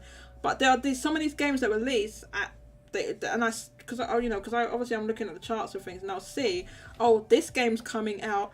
And it will have 3 SKUs: Switch, PlayStation 4, PlayStation 5. There'll be 3 SKUs of it, and only the Switch one will be actually in the chart. So they will release physical versions of the PlayStation ones. They just won't chart. We just don't see them. So they do release them, often physically. We just don't see it. To that is, I'm talking about ultra casual like co-op games, and for the most part Nintendo's the largest producer of those games, and the few that are not Nintendo produced are generally only on the Nintendo. I'm not talking about the AA games like, you know, that are I'm specifically talking about games, sort of family type games, right? Yeah, and the reason that I'm saying that is because typically speaking, how someone starts getting systems and starts getting this is they're going to get it from their parents, and parents are going to be more likely to purchase something that if you have siblings, the whole family can play. Now, eventually, if you want to continue gaming, they'll get up there, but once you've already started that, and Nintendo like Splatoon, right? Yeah. That whole family can play. Wow, mousy. I've got some news for you. There is going to be a Splatoon equivalent on PlayStation. It's called Foam Starts. Yeah. Mousy's reaction. Mousy, we have a new guest, a new speaker that wants to come into the chat with us on the air. Yeshua is in the waiting room. Oh. I feel like we should let them in. Yes. Right now, let's do it. Yeshua, Welcome. Hello. Hello. Oh, okay, good. No, I wanted to chime in a bit because welcome, yeah, thank you. Welcome. So thank you so much for calling in. There is a delay. There's a delay. So turn off your stream. If you're watching YouTube, please Yes. please mute that, and then Yes. and then listen Right, through so the. gonna be better. Yes. No problem. Thank you. Yes, I wanted to say because I actually agreed with Marcy because you said that most of the game released on PlayStation, but actually, family game or generally they are either Switch exclusive or at least at launch they launch only on Switch. Mhm. For example, last year Shinchan it was only on Switch. They got the PlayStation version, but later on. That's right. Yeah, it was on Switch first, and then released on Yes. PlayStation later. Yeah. Yes, so, and for you take the example of Story of Seasons, all of them, the gen, started as Switch exclusive in Japan. True. Yeah, and Same for the Run Factory. So True. actually, PlayStation on that front miss a lot of game. Yeah. So the ones you mentioned, Shin-Chan Stories of Seasons. I don't. The only thing is, I don't know if those games actually even multiplayer. I don't know. But I guess you just mean like Story of Season is not, but it's wide audience game. wide audience game. Okay, so that's kind Yes. of yeah. But in terms of multiplayer, in pretty much any party game, Momotaro is the biggest example, Yeah. but Taiko no Tatsujin, there has been 2 new entry on Switch, plus a remake of a 3DS game, only on Switch. So do they not release they don't release those On PS4, no. right. They have a version they've released when it comes to Taiko. They have a version that did release on Yes. PlayStation. They even had a version that released on Xbox. But the newest version and the newest one, the Rhythm Festival, that's Switch only. Yes. And they haven't updated the PlayStation one for years. I see. Yes, there was one entry on PlayStation 4, which actually sold worse than the Wii U entry. But then any main releases so far since the Switch release has been only on Switch. So, Yeah. if I'm understanding both of you correctly, you kind of got the hypothesis that you're kind of proposing is that in Japan, in particular, the Japanese market, that there's some of these games that we wouldn't necessarily think of, these kind of casual, family, wide-reaching games are really drive the market, and some of those games either missing or releasing late on PlayStation is making so much they drive so much in markets, but it's more the Switch has both hardcore game and wide audience game. I see While what you the mean. PlayStation has only the hardcore. Yeah. So if a parent is going to buy a system for a kid, their first thought process is going to start. They're not going to think I'm going to buy the PlayStation. It's just they're going to buy the Switch. Now, eventually that kid can grow up, be a little bit older and use their own money to purchase something else. But when you're looking at the starting point, like it's not like maybe in here in the States, it's not unusual for your kid to even ask for a gaming computer. But in Japan, I mean, there really is, you're going to go get a Switch for your 6-year-old. I think so, and I think like, because I know this is the case. Like in the West, like parents will like go and get their kid a PlayStation, they'll buy them Call of Duty. Whether they should be playing that or not is another thing. But that's a common thing. They will buy kids a PlayStation and buy them Call of Duty. And that's not, obviously Call of Duty is not really a driver like that in Japan. There's probably not something that I would imagine that in Japan parents are probably not looking to buy like a Call of Duty for their kids. So I can see where you're coming from. My only like kind of counter argument to that is that although the games you're talking about are not on PlayStation, there are similar games like that on like all these like kind of indie games. Not so much. All right, for example, no. I'll give you an example. Human fall flat. Human fall flat. It's always in the. We see the Switch version in the chart often. Right? I don't know if it was there this week. That game's on PlayStation. Yes, but that's one title. Yeah. Alright, yeah, I just said I was going to give you an example of that. I can't think of every. Yes. No, game. but that's an exception because there's not been many. Honestly, besides like one, there is a few indie games, but they cannot compete with Momotaro or even Nintendo IP. They are not as popular as Taiko Natsujin. Well, like take Animal Crossing. Like, why are you going to play an Yes. Animal Crossing clone when you can have Animal Crossing on the Switch? Like, I mean, sure, people do. People But think the- there's loads of Animal Crossing clones. Yeah, I meant though, like I guess that came out wrong. I meant like you're gonna want Animal Crossing. If there are clones, you'll play them too. But you want to play the actual. That's what you want to play. There is someone in the waiting room. That's right. We have Vinnie Mac waiting. Vinnie Mac, welcome. Welcome. Welcome, Vinnie. Well, Vinnie Mac, when you're ready, carry on, Yeshua. Yeshua, carry on. I think Vinnie Mac is preparing.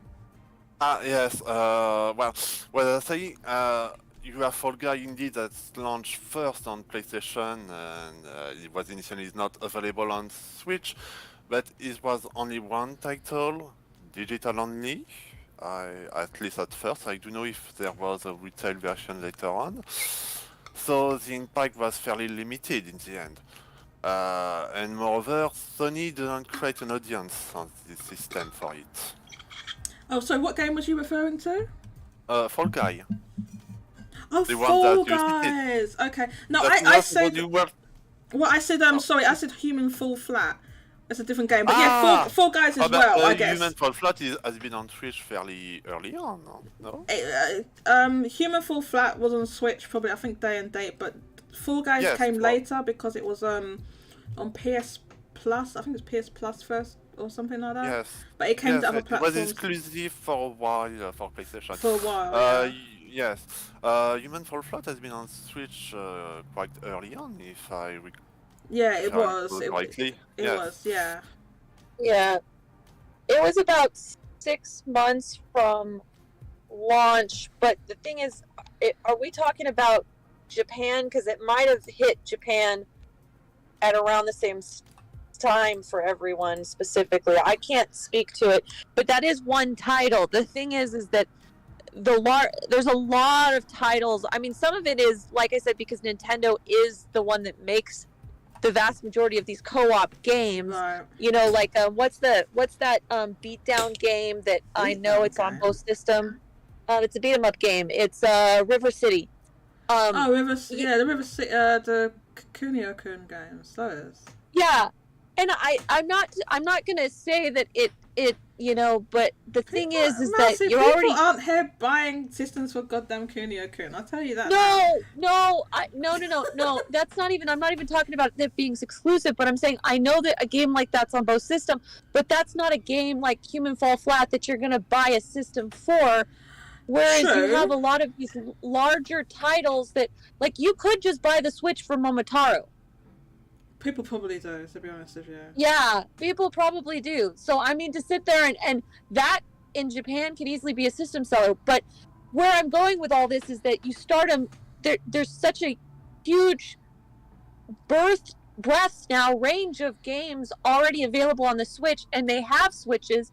So as they get older and they get into those games that may have multi-platform, it doesn't matter. They have a Switch. Why are they going to buy a PlayStation version if they already have the Switch? Well, the only reason would be if they already had a PlayStation, I guess. Well, yeah, but I'm saying their parents. Their parents. Their parents bought them the Switch. You get up into the next level, of games. Why would they purchase? Why would they purchase a PlayStation when all the games they want are coming to the Switch too? So you see where I'm going? Like, that's why I say it's too late, because you're not cultivating. I knew. That's a very, very good point. I would like to bring in Vinnie Mac, because Vinnie Mac has been waiting for a little while. Welcome, Vinnie Mac. Hey everyone, great show as always. So I do want to take a step Yeah. back. If you take a look at the top 10 games, Kat, if you want to bring up that list just for this past week, because I Sorry, want to sorry. Do you mean the chart? top 10, top 30 games from Famitsu. If you want to Yeah, bring yeah, that chart back, yeah. I've got that up on the screen because I now. want to slightly piggyback off what Mouse is talking about. If you take a look at the range of games, just the top 30, you do have a range of games from the hardcore. If you want to continue to use that kind of conversation, you have games like hardcore, like Pikmin, like Zelda. You do have your Mario Karts, you do have your Natsumes, you do have your Minecraft. So you do have a variety of all different types of games that a traditional gamer can try out. If I'm not a big gamer, I want to play something with my wife, I can do Switch Sports, so I can play Pokemon, Mario Party. When you take a look at the PlayStation environment, they are just marketing to a different group. So I think the question isn't what does the PS5 need to do to regenerate the Japanese market. There's still 40 million PlayStation 5s being sold. So Sony is pretty satisfied. It's just that the software isn't there because they are catering to a different market. So if you release Disney Illusion Island on Switch, Disney Illusion Island on PlayStation 5. Okay. Right. Well, that particular game, yeah, it was only on Switch, I think. Yeah, but let's pretend. Right. So okay. I'm a teenager between 13 and 21. Why am I if I bought a PlayStation 5? Why am I going to buy Disney Illusion Island on my PlayStation 5? All my friends are not playing that game. What my friends are playing is Final Fantasy. What my friends are playing is maybe Minecraft. What my friends are playing is maybe Call of Duty or whatever. So, but your Switch environment, they are conditioned to buy the Disney Illusion Island because Nintendo has Mario, Nintendo has Kirby, Nintendo has all these evergreen titles that individual, that 14 to 21-year-old person is not embarrassed to buy that particular game. Yes, I bought the Switch OLED, but I have no problem buying Disney Illusion Island. While your person who bought the PlayStation 5 is not going to rush out and buy that game week one. They're gonna buy a Final Fantasy 16 week one. They're gonna buy Elden Ring. It's just a different market. I don't know if that answer exists. What does the PlayStation 5 need to do in Japan to sort of revolutionize the market or rejuvenate the market? What they need to do is continue on the path that they're doing and just releasing more games. They are catering towards a more AAA market, which means that their games are just going to take more time to release, as opposed to a Nintendo game. Kirby, how long was that game in development? Do we know? Was that like 2 years, a year? We don't know. We don't know. Yeah, we'd have to guess. But because it was a remaster, we're going to assume it wasn't. We're talking about Wii, that old ass Wii port. Oh yeah, well no, they knocked it out in about 6 months. They knocked it out in about 6 months. Oh, okay, fine. So then the PlayStation 5 can do that with all their legacy titles. So there's a reason why the PlayStation they don't want to. PlayStation decided, right, because they don't think their market is going to cater to that. So if they release a Jack trilogy, yes, people online talk about they want the game, but are people really going to go out and pay $60 for Jack? No, or $70 for Jack 1 or Jack 2? Probably not. They're not going to do that because Sony hasn't conditioned them to want these types of games from their studio. It's a bit dangerous when you start using the term conditioned, because that makes it seem like you've been brainwashed to buy something. I bet Nintendo wishes they could do that. Well, I mean, so I don't want to drive the conversation in a different direction, but that's one of my fears when it comes down to Metroid Prime 4. Nintendo hasn't trained the audience to accept first-person shooters, so now you're going to introduce a first-person shooter. I don't know how that's going to do outside of the Metroid market. They have. It is about training your audience. Well, I'll tell you what they did. They released Metroid Prime Remastered, and it sold 1 million. That's what they did. Okay, but that is a remaster. You're talking about no. I'm saying they released that because there was no Metroid Prime games on the Switch and not that many first-person shooters and none from Nintendo themselves. So they released that to prime the market. Pun intended a bit.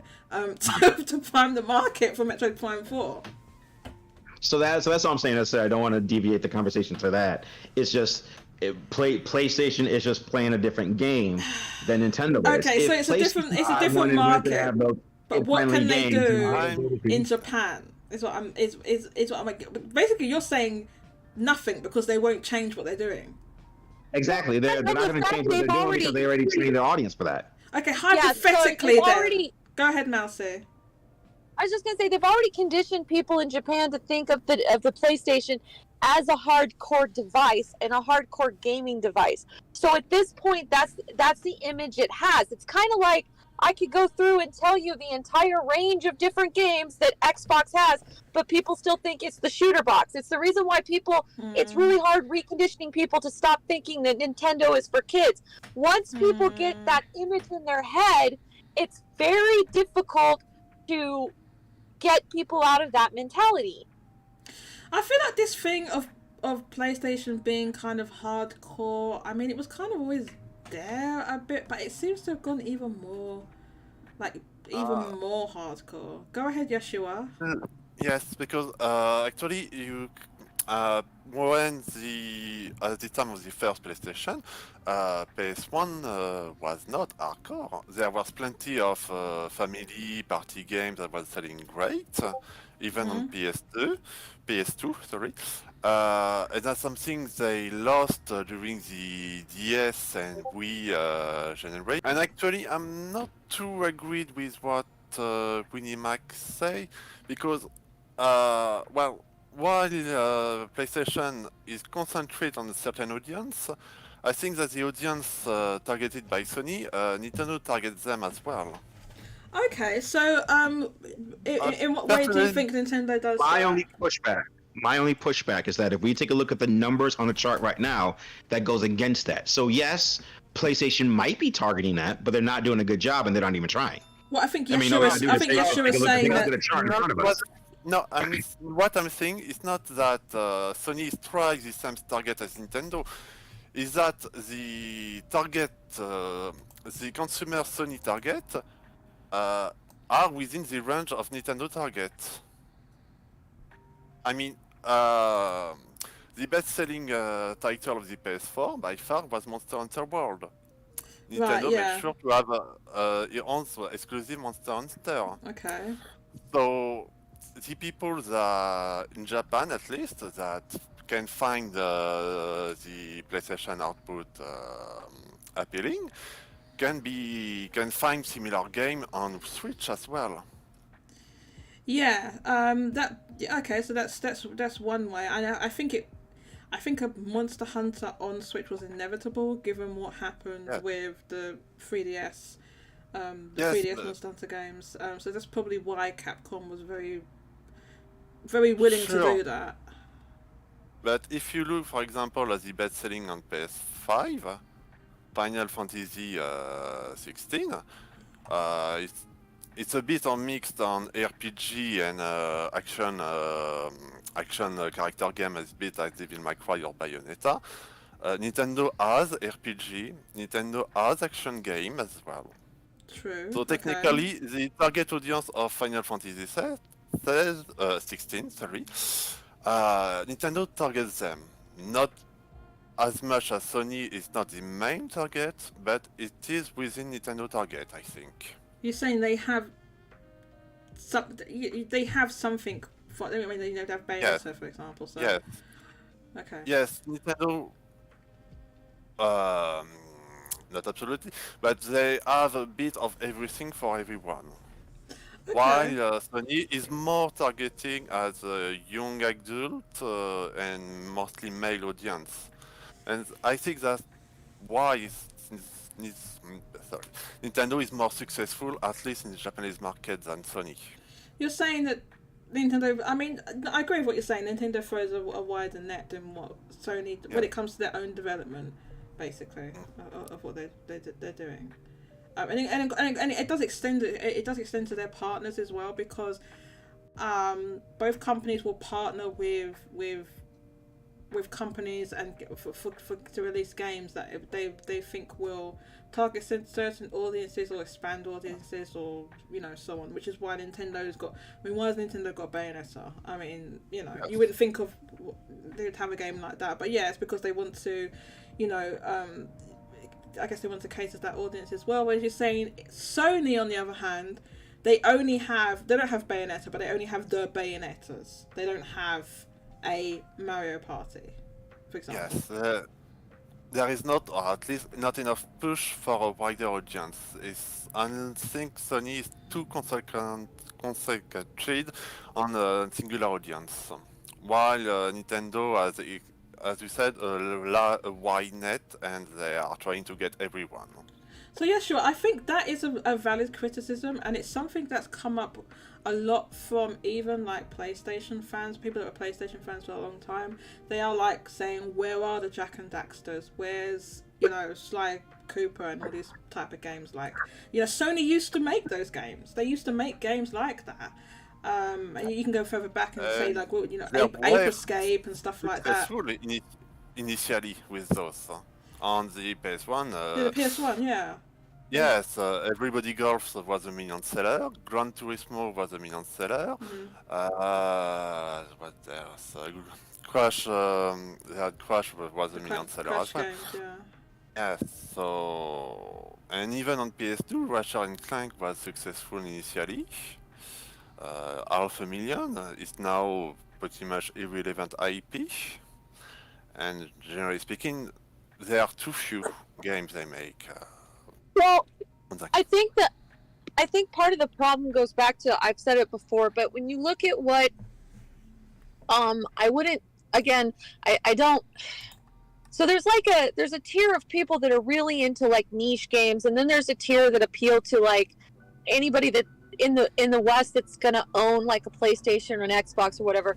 That group of people, it isn't the same group of people that are gonna play like the more niche titles in Japan, and because of that reverse, like what's niche there is not niche here, and what's niche here is not niche there.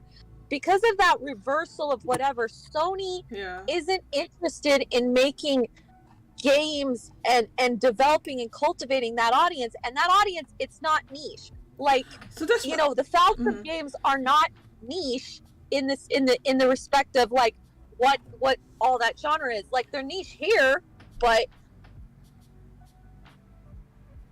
not, I mean, obviously someone who, I mean, maybe not in the future, but obviously someone who's 16 who plays video games in Japan has heard of the Trail series, is what I'm saying. But the same cannot be said of a 16-year-old here. Maybe. I mean, some people, there's obviously people that play them, but they're very niche here. They're more popular, comparatively speaking, in Japan. I mean, Falcom is an example of, they, really stuck. They stick to one platform for a long, or they only stuck to Sony for a long time. They were, I think they were PC developers, but before that, and they took a long time. They're kind of a bad example to bring up because I agree. So I agree with this with the spirit of what Malty's saying. Those types of games, Falcom specifically, that's kind of a bad example, only because there's more merchandise and more scope in Japan than it is out here. We're not getting the cafes, we're not getting the concerts, we're not getting all the statues that's just thrown in their face. We hear about that kind of secondhand. We're starting to hear about that more and more now, just because we're all more connected. But a 16-year-old in Japan, where they have the cafes, where they have the statues, where they have the concerts, where they have all that, is going to be more attached to those characters as opposed to us in the West, because we don't get them. That's a point. Sorry, go ahead. What he was saying is correct. The reason I was going to say it's a bad example was because Sony was not giving Falcom any type of bag, but they were just blindly loyal to the point that they almost they affected their sales of their games. And Sony was not paying them. Sony never promoted them in any type of way on any of their events or anything like that. There wasn't that type of relationship where they were promoting them, putting them in state of plays or anything like that. But that but that doesn't have anything to do with whether or not I know who Ado Christian is. It's because PlayStation doesn't do it. Falcom themselves are going to market it because they're going to be on a T-shirt. There's going to be a concert. There's going to be a statue. There's going to be toys surrounding the IP. It's not just about the video game. It's that, but the video game is the impetus for it, and they had to widen their audience because it was dwindling. And if that audience gets smaller, then the merchandise audience gets smaller as well. But you're talking about, you're talking about recent history. The reason I brought up that game is I was speaking in the term of like before, when the consoles were more even and based. Now I admit I don't know what State of Plays looked like in Japan 10 years ago. So they didn't exist 10 years ago. They've only been around for like 3 years. That's where I was going with that. So to say that they've never marketed anything from Falcom isn't exactly... No, I didn't say that. I said, I will clarify. I meant in State of Plays, like the actual, since they created State of Plays and the showcases, since they created their digital events, which was which was in 2020 basically. It was post the last time they went to E3 was in 2019, and from 2020 onwards, and obviously we know there was a pandemic and everything, which forced a lot of companies to do more digital stuff. Since those have existed, they've never advertised or partnered with them or anything. They've already switched their audience now, so that's where I was going with that. When you look at the past, is why I was bringing that up, is that's where I was going with that, as far as like that's not niche in the sense of at the time period when those two, when things would have been more even. Now you look at it and it's a different story, and that's where I was going with the flip. So at some point, Sony made the decision, and I'm not saying it's a bad decision from a monetary standpoint, but they made the decision that it was made more sense to put more effort into this group that appealed in their minds to more people than solely on a sole, like, here's what's popular in this country. They made the decision at some point to focus more on that. And whatever we want to call that group is fine, but that group includes what, the hardcore of Japan, but that group also includes a much more wider net globally, and that made more sense to them. Now, whether or not that's a bad monetary decision, that's the other thing that we can sit and talk about, but you can't completely say, like, I can't say from a business standpoint what they did and what the decision they made doesn't make sense from the monetary standpoint, but at this point the damage has already been done, and they've lost the family market, and now they only have this market. And as we talked about, or you talked about, like a couple different, whatever, that guy that went to those colleges, they all had Switches. They didn't have, not all of them had PlayStation. So that's why I say we're kind of past the point of them being able to fix that. But it just made a decision. They made a business decision at some point that it made more sense from a monetary standpoint to focus on. And like The Last of Us, I would not say is very niche at all. But in Japan, I might, or God of War. Like, how many people in Japan, and you don't have to look it up, comparatively buying that game where it's like super popular here, I was just about to say that, Mousy. You opened up Pandora's box as soon as you said that. Well, because you're getting into one, so that gives me a chance to like look for something. I'm just saying that you're saying that it's like, I'm saying that the family market's actually where you need to start with. I mean, many people have gone on record that the way that you get people exposed to this is through, children, and bring them up. And even, I do not know who said it, but they made a comment about how Nintendo was very useful for getting that market started. But at this point, if they already have a Switch and you don't have a piece of software that they need to buy that system for, why, with the multiplats, which all sell better on Switch, why are they going to go buy a PlayStation just for one title or two? So here's the thing, right? So there's this whole thing of what sometimes people say in the West, or people say happens in the West, right? People you start off with Nintendo, that's your first system, and then you graduate to PlayStation, or you go to or you get off the kiddie system and you're on the older system. The one thing I noticed it's not seen that way in Japan at all. It's not, it doesn't seem to be seen that way in Japan. So I've been looking for like language exchange partners and stuff, and when I look on this particular app, you'll see people have like pictures like Splatoon characters, Inklings, or like different, you know, all these like Nintendo characters and things like that, or a picture of a Switch, or they just have it there as like or their avatar or like on their banner or something like that, right? And these are all adults, right? So it's I'm not. glad that you said that, Jody. I'm so glad that you said that, because that is something else. PlayStation doesn't really have a mascot the same way Nintendo does. You have Mario, you have Kirby; those are recognizable IPs. Well, PlayStation doesn't have that. What are you talking about? They have Kratos. They have Kratos. What are you talking about? Yeah, that's not really a mascot. Right. Exactly. So why is okay? Personally, I think they should Master make it. Chief is more of a mascot than That's true. Kratos. That's true. I don't know why that is really, because Kratos has probably been around as long as Master Chief when you think about it. Yeah, but you know, Kratos is kind of down to earth, and I know that's weird to say. Master Chief can still be kind of played up, so you can, you know, animate him. You can create him as a, you know, real life character. Kratos down to earth? I don't really know if you can create like a literal god Kratos and animated version. I don't know if you can really do that. They're making a Kratos or a God of War TV show. Right, live action. Yeah, a live action one. I mean, they could make an animation. There's been a Halo CGI movie. Was there a Halo CGI movie? Yes, on Netflix in America. So there was a Halo CGI. Okay, so they made a Halo CGI movie. They could make a God of War CGI movie if they wanted. If they wanted to, they chose to do live action, which I think is going to be. Anyway, we're going off the track now, but I get what he's saying, but it's like Kratos does have some recognizable features.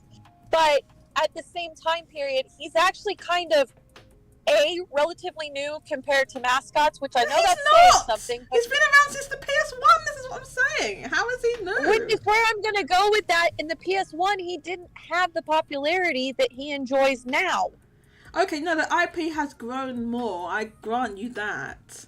Astrobot is a lot more versatile. Right, so I was going to say Astrobot. And it would make a better mascot. I've been saying for ages that they should like really push Astrobot as their mascot, and I thought they was back when they first released the PSVR and they promoted and they made Astrobot kind of looks like the original PSVR unit, the head thing, the colors, the design is kind of similar. So I feel like because they made it for as like a pack-in, I guess it was like a pack-in title or something. Sackboy was the same thing too when they had Sackboy build 'em up game. I forget the name. They came out on the PlayStation 3. Little Big Planet. Yes, there you go. So I mean, they kind of gave us the impression that Sackboy was going to be the PlayStation mascot, but they kind of ran away from it too. I think Astrobot is a better. I think Astrobot's a better mascot than Sackboy. I think because Sackboy's kind of odd looking. Sackboy's kind of odd looking, and also this is gender. It's better to have a gender neutral character to appeal to more people, I think. Although Nintendo doesn't really have that, but I mean, yeah. I was gonna say, I think that Vinny just kind of clicked on it. Here's the thing. Nintendo has been consistent in marketing Mario as their mascot, and even Microsoft has been consistent with marketing Master Chief with the Xbox. You really don't have a consistent mascot throughout every generation with the PlayStation. They've shifted. And I think that makes a difference. And it was something that Vinny said that just made me click on that. It's like, they really haven't been like, this is our, obviously they have titles that you associate with them, but they change from generation to generation. And I can safely say Master Chief has been throughout the whole thing, and Mario's been throughout the whole thing. That's what I think of when I think of those systems. And it's like, when you think of Sony, you think of 6 different titles in your head, not just one. True. I remember when, back in the day, when the PS1 was around, the character that was thought of as the mascot was Crash Bandicoot. Was what you thought of when you thought of PlayStation. I guess it's not like that now, and Crash Bandicoot never was a Sony character. I think they published the games, but they never owned the character. But that is literally what we always thought of. I was think Crash that was a Bandicoot. Naughty Dog.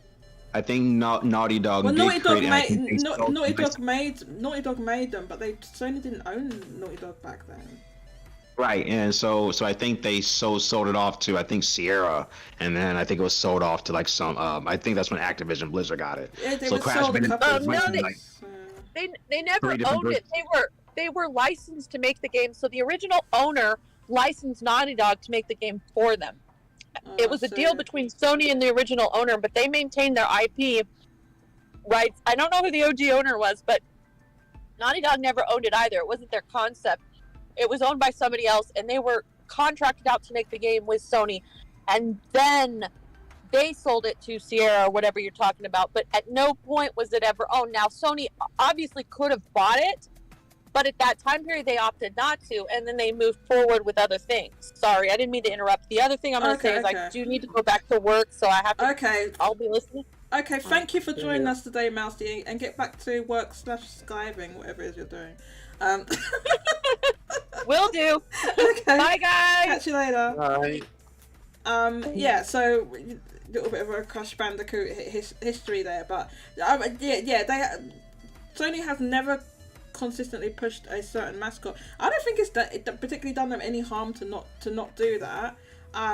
Does Sony need? I don't know. Does Sony need a mascot? I think it would be good if they made Astrobot their mascot. The only thing with making Astrobot their mascot, the only problem I foresee of that is that yes, they'll make Astrobot games, and hopefully there will be a new game that's not a VR game, of like a full game. But are they going to spend?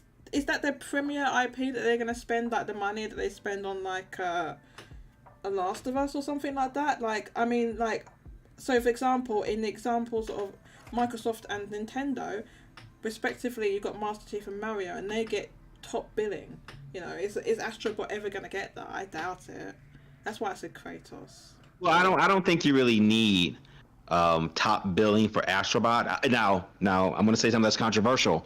I don't really think Mario gets really top billing, to be Yes, quite it honest. does. I know Are you out of your mind? They literally just made a goddamn whole. They made a whole ass movie. All right, let me say my point, and then you can disagree. So their games are very mechanically good. Their games are very mechanically good, but they're very light on story and very limited voice acting. So I don't know what top That's billing that they're getting. Well, you're misunderstanding what I mean by top billing there. I don't mean like. I don't mean they're at the top of the marquee. I don't care about their ranking wise if they're at the top. I'm not top saying of the marquee. ranking. I'm saying at the top of the marquee. I'm talking about when it's time for Nintendo to write a check. Are they that's what I'm writing literally talking about, and what they check? spend the most money on. They spend the most money on Mario, on what they make and promote, and the merchandise they make, whether they make it themselves or it's licensed out or licensing it. Mario is what they spend the most money on by far, more than Zelda. Zelda does not get anywhere near as much merchandise and side games, peripheral games, and or different media as Mario. Sorry? I'm talking about for video game development. Video game development, Mario would get the most money as well. It has by far it has way more games than Zelda. Zelda gets like one big game. And then maybe I'm not talking about of that. side No. Yes, clearly since there's more Mario games than Zelda games, yes, you're gonna wind up spending in totality more money than Mario. Got it. Then there's the answer. Would you say that Mario Odyssey was a high production, high cost game as opposed to Tears of the Kingdom? Yeah, they spent a lot of money. They did spend they spent a lot of money on it. Yeah, they did. Yeah, but that includes marketing as well. Video Mac. First of all, you can't discount marketing. You want to discount that because you know they spent a lot of money on marketing. That's why you want to discount it. The other thing is just because a game doesn't have a lot of story in it, it doesn't mean they didn't spend a lot of money on it. No, but I think I understand why what Mini is saying.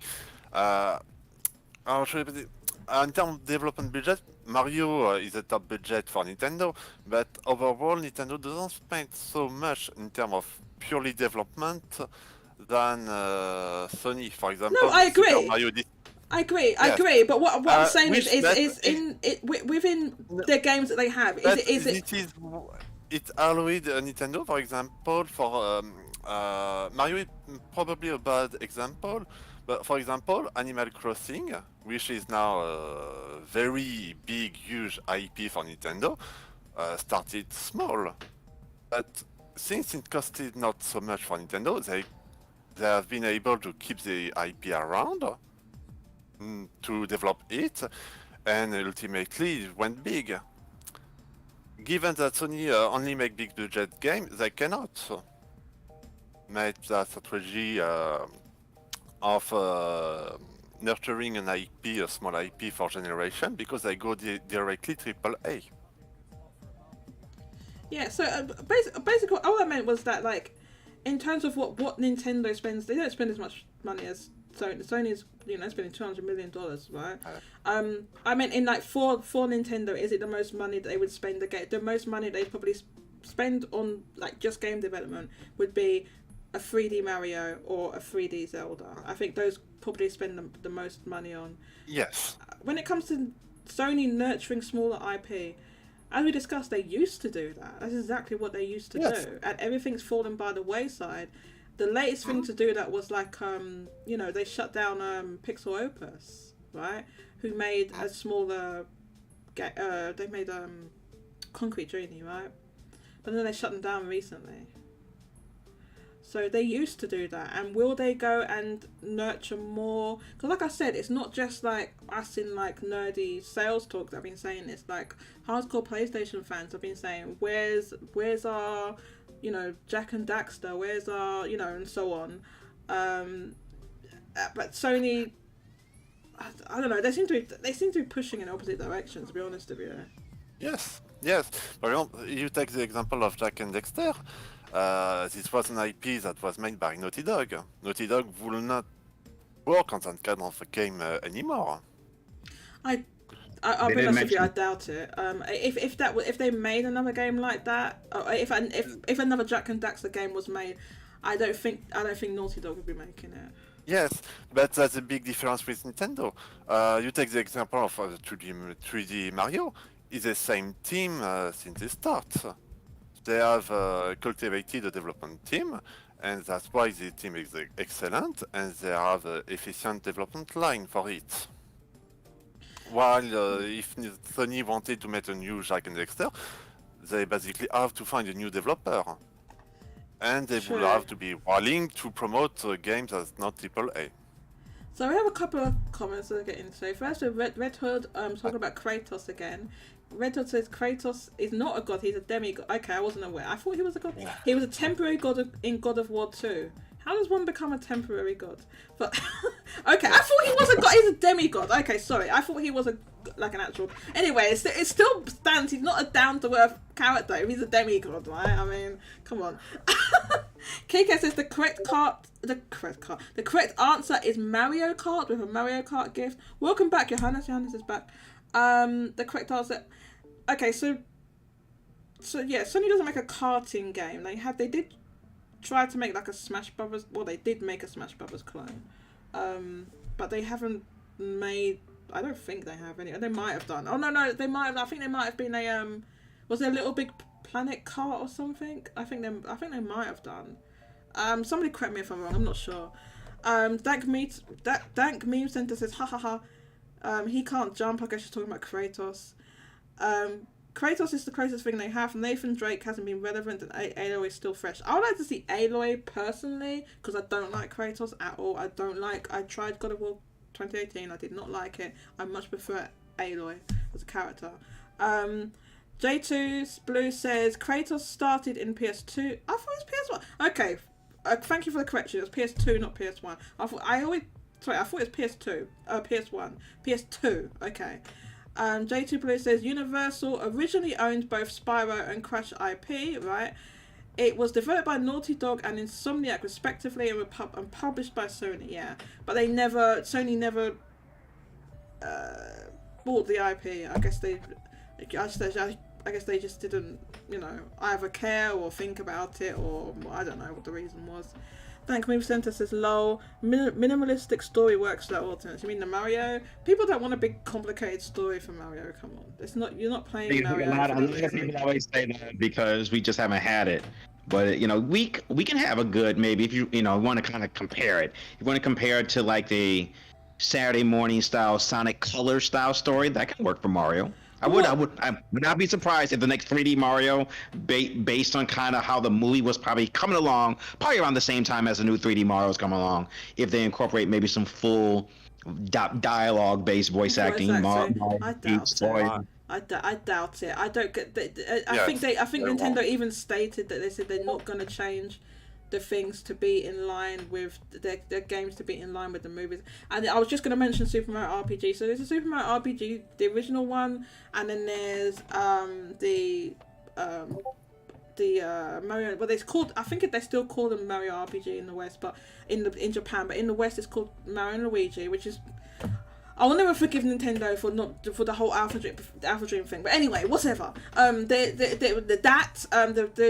The Mario and Luigi games, and then the Paper Mario games, which all have more of a story than, whether you like the story or not, they have more of a story than like make quote unquote mainline 3D Mario's that are Mario RPG. So maybe the reason they brought back, and maybe the reason they're remaking Mario RPG is because they're going to go in and make more Mario RPGs, and maybe, I don't know, I'm just annoyed about the whole Mario and Luigi thing. Well, whatever.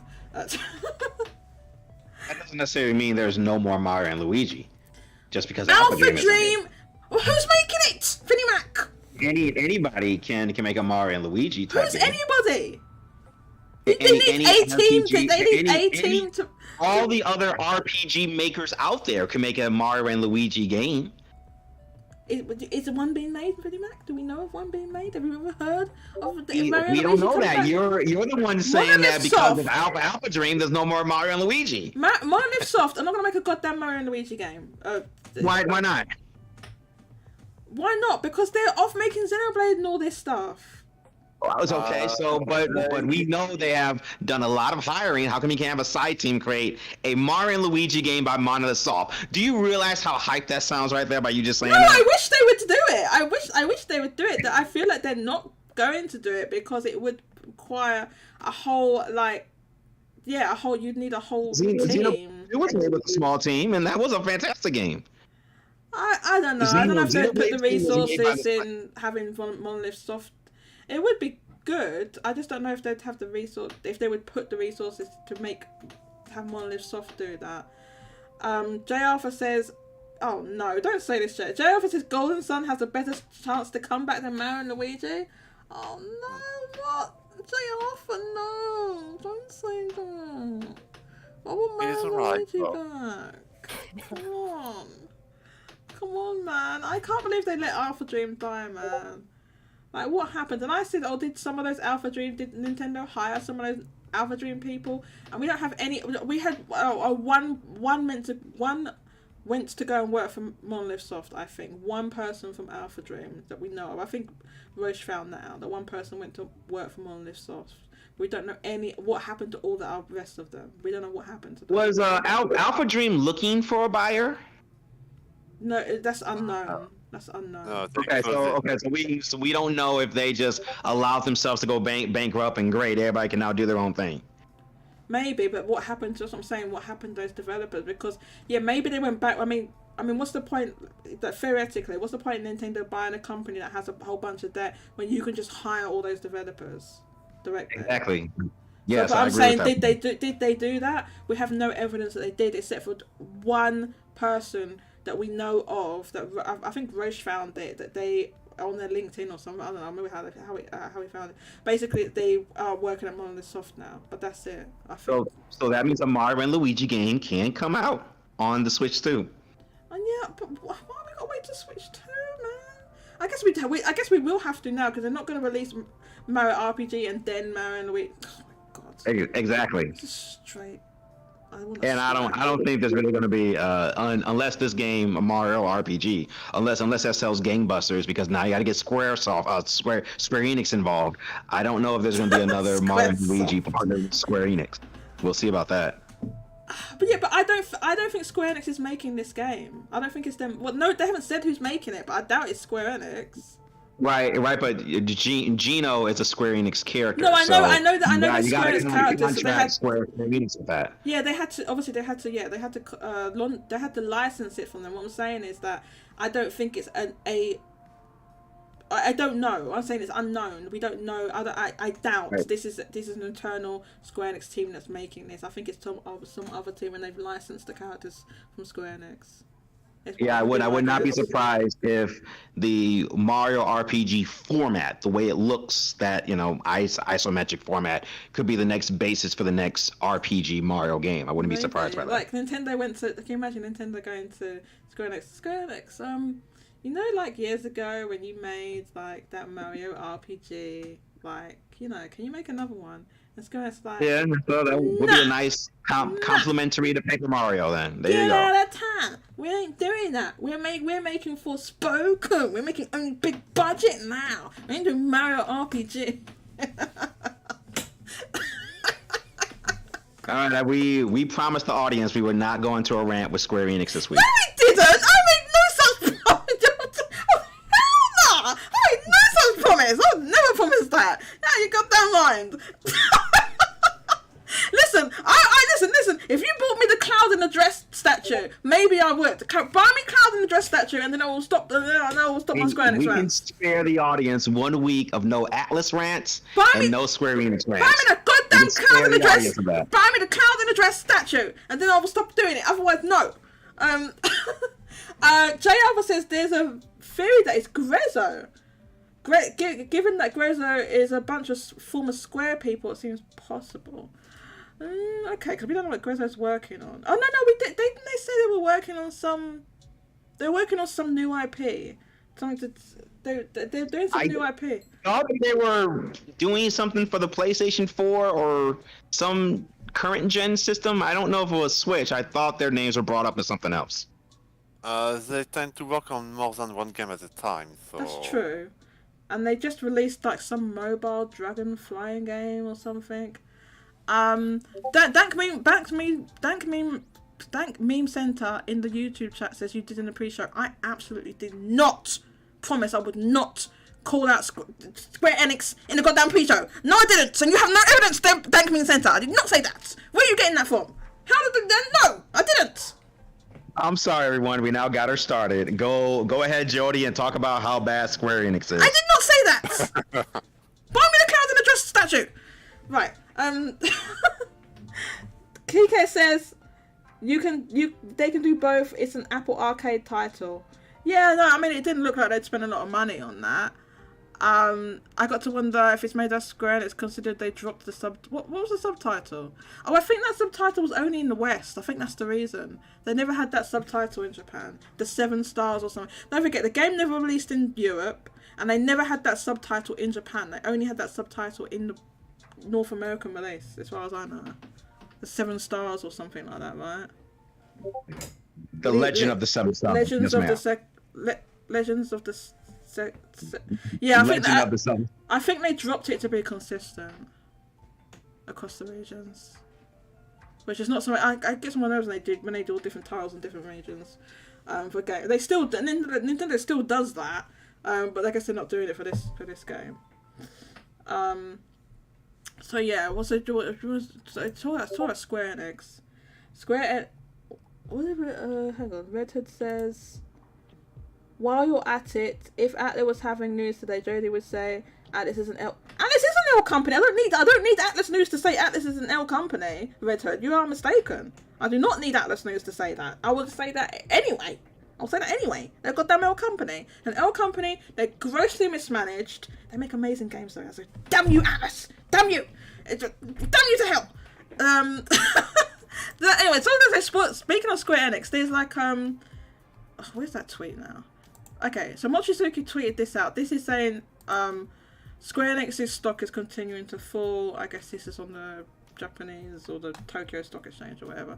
And also says, I did talk about Square Enix in the pre-show. I did not say I was not going to stop calling them out. I don't know why you're saying that, Dank. basically what my point is saying is that this does not mean Square Enix is a failing company because of this going down for a few days. If this happened consistently and by a large amount for a long amount of time, maybe, but the stock markets go up and down. You know, the stocks go up and down, the share price go up and down all the time, and you see stock markets do not have that large of a drop. No, they do not. No, they I'm don't saying, drop that deeply. No, but how do we know how deep this drop is? I don't know what these figures on this, what these axes. So if you do take a look at the middle part of the graph, that's a little more normal. You have a little bit of peaks and valleys. When it dips, that's a problem. That means that either they were overvalued, which that could have been possible, or they're making some bad decisions, and you got a lot of investors nervous. Now, I think they're probably overvalued, so that's probably what's happening. Okay. You know, they're probably a little bit too much stock, but you don't see a massive drop like that too often. Okay, maybe not too often, which is probably why Mochizuki's pointed it out. I don't know anything about stocks and shares. I don't really follow it, but Mochizuki's drawn attention to this. And yeah, this is probably, investors probably got spooked because of Final Fantasy 16, which at the end of the day is, apart from before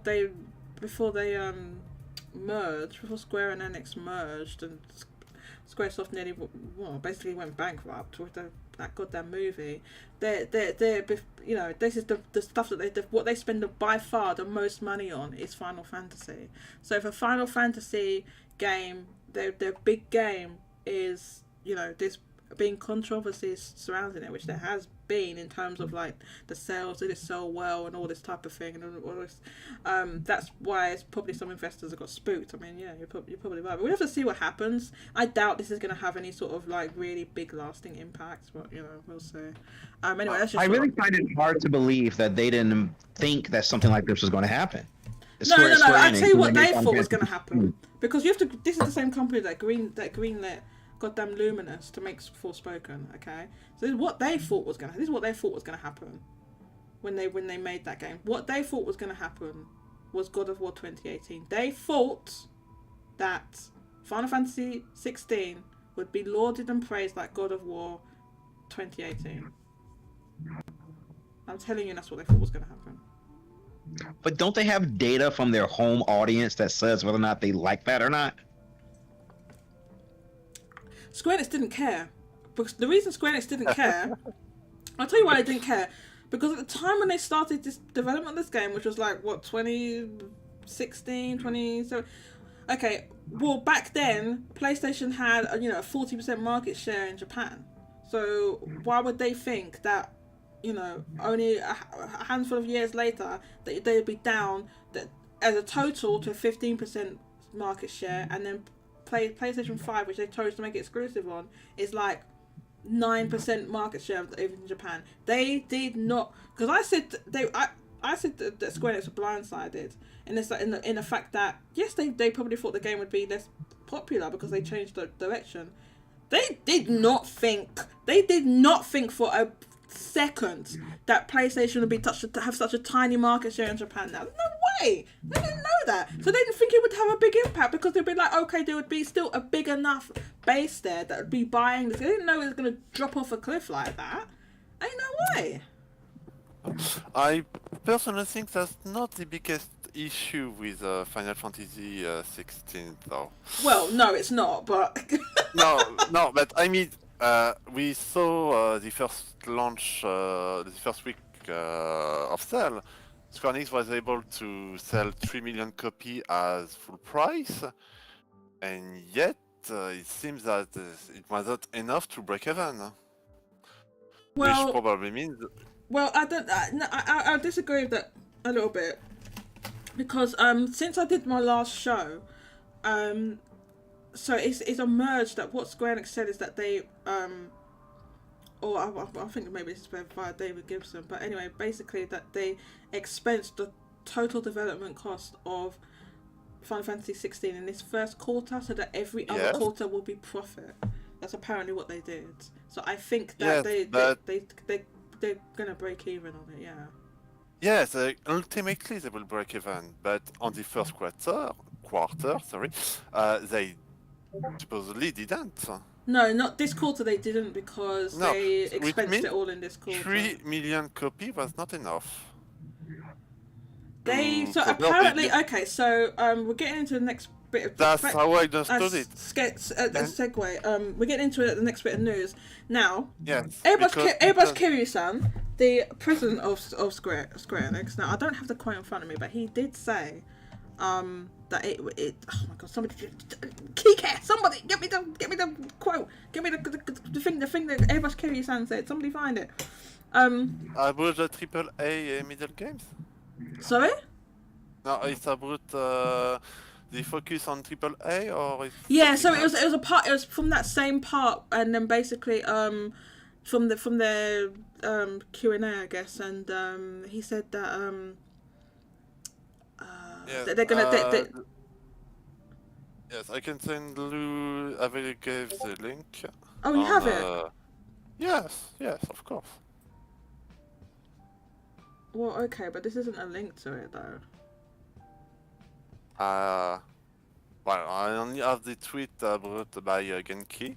Focus strategy less mid-sized and more large AAA console games.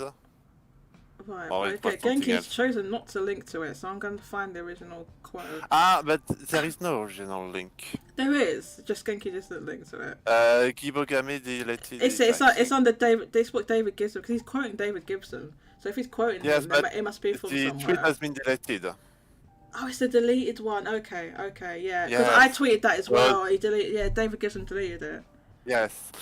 So I personally think it would be wiser to wait a bit for the official transcription of the investor question before, because given the tweet has been deleted, well, we cannot be too sure. David Gibson deleted that tweet because he felt he had been misinterpreted, I think. Yes, so yeah. it's better to not comment too much on it, I think. Yeah, I think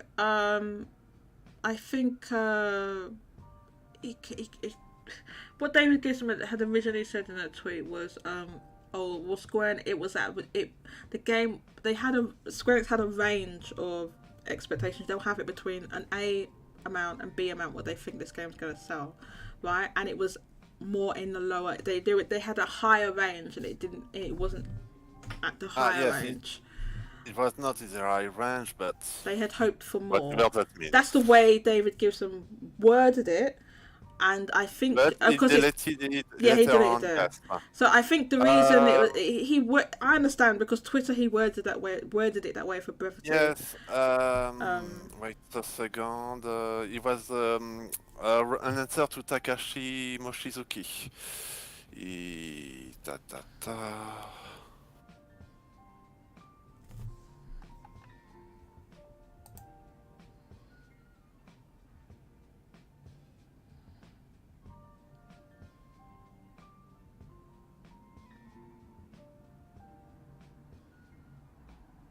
Whilst you're looking for that, Yeah, so as Yeshua was looking for that, I wanted to make sure I heard you correctly. Jody, did you say that Square Enix said that they expensed all the debt of Final Fantasy 16 in the first quarter? yeah, apparently, but I think I can't remember if that was like directly from what Airbus Kiryu-san said or if it's from David Gibson. Sounds like they're cooking the books. To make No, sure they're that not the cooking the game books. sells more I better don't think than they're actually cooking the selling. books. I think it's just a normal thing that they do. I think it's a normal thing that they do. Let's see. Tears of the Kingdom. No, this is about Tears of the Kingdom. I think David Gibson deleted all of those tweets, man. I sent the link on Discord. Okay, thank you. Okay, so here is David Gibson's correction to what he deleted. So this is quoted by Mochizuki, right?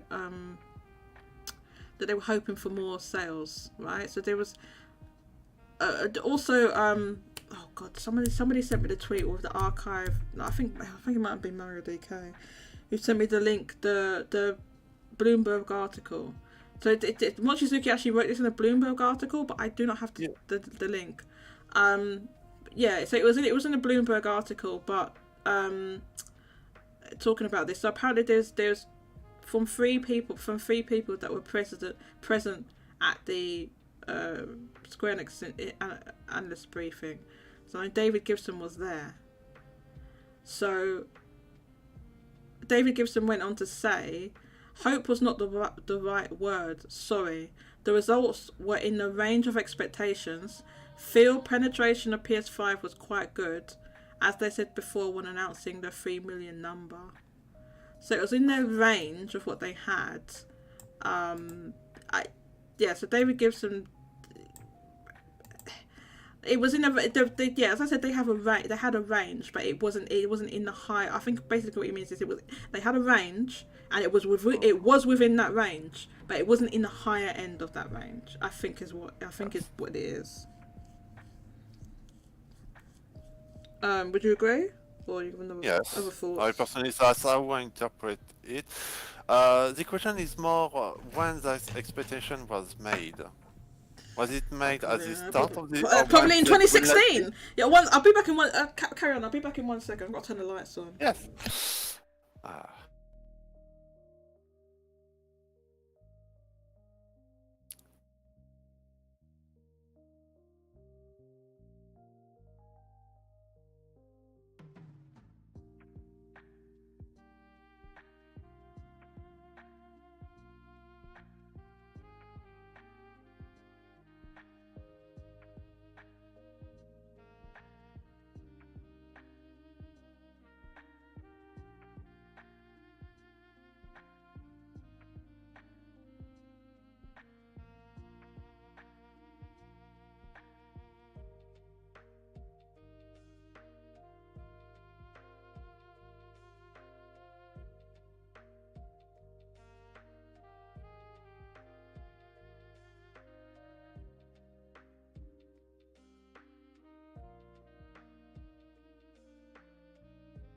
Okay, I'm back. I thought you were all talking. Well, I was. No, I meant for you to talk. Sorry, I meant you to talk.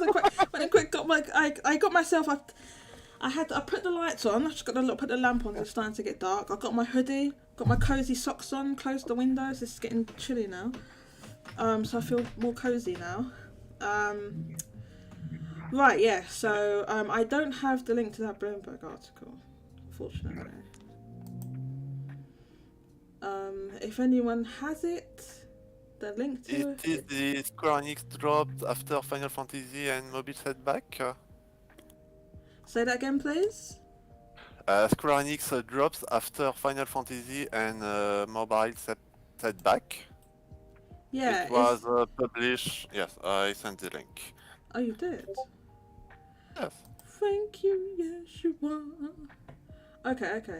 Right, yeah, this is it. Thank you. I might be blocked out there. I got blocked out. I'm locked out. It's paywalled. Yes. But anyway, the top part says company's Dow earnings report showed a 79% profit drop. Competition. Oh yeah, that's the other thing. Now, all their segments were down. We went through this last week. I don't know if you saw the show last week. Yes, you are. But we went through this basically. All their segments, apart from amusements, which was up greatly year over year because of recovery from COVID, and a goddamn plushie department supported by Jago, buying two goddamn Toggle plushies, £130. And that department's up. Everything else is down. Mobile games, MMO, HD games obviously was down, and their manga department, both print and digital, was down. Their manga's down, so everything was down. Apart from the goddamn somebody buy me that goddamn cloud in a dress statue. Anyway, yeah, I did read this article. I don't have it. Was it archive.org where you can like get to this stuff? Oh my god. We need to be surreptitious. What's the word? Surreptitious. No. Surreptitious? What's the word I'm thinking of? Anyway, it's behind a paywall. I can't see it. Me neither. Oh, okay. You better invest some of that YouTube money into this. What YouTube money? It's out of your goddamn mind. I'm not earning any money from this. This isn't even. Time for you to open up a Patreon. This isn't even monetized. I don't get any money. Archive.org. This is just okay. I'm gonna just put it in here. The Wayback Machine. Let's see what we have here. Johannes is laughing. You can laugh at me all you want, Johannes, right? I don't get any money. How comes I can't tweet? How comes I can't click this? I don't even click. What the hell? Can I visit the site? Green redirects. Was caused but not Mohammed. Give me this. Let me see it. Okay. I can't see. They won't let me see it. I blocked.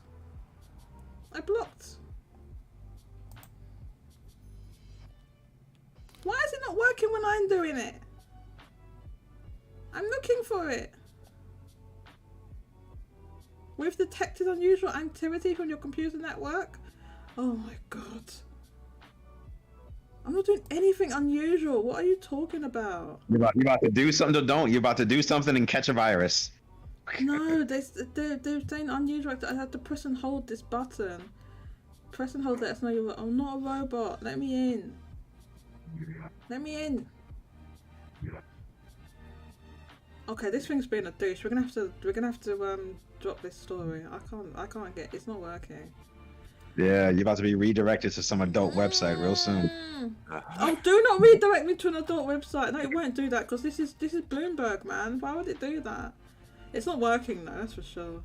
Well, that's unfortunate. I can't look at that. I am blocked. But okay, let's move on to the next thing then, because let's see how we're doing for time. 2 hours and 30 minutes. Plushies are awesome use of money. What, 130? Do you know that's like over $150 for the two goddamn plushies, Mousy? 2 goddamn plushies. If I'm gonna spend that amount of money, I'll get a cloud in a dress statue. I'm gonna spend that amount of money, I'll get a cloud in a dress statue, not 2 plushies. Makes no sense. Okay, well, let's do the next story then. What other stories did I have?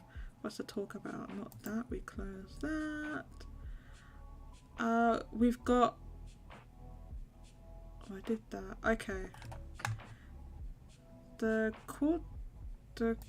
quarterly report.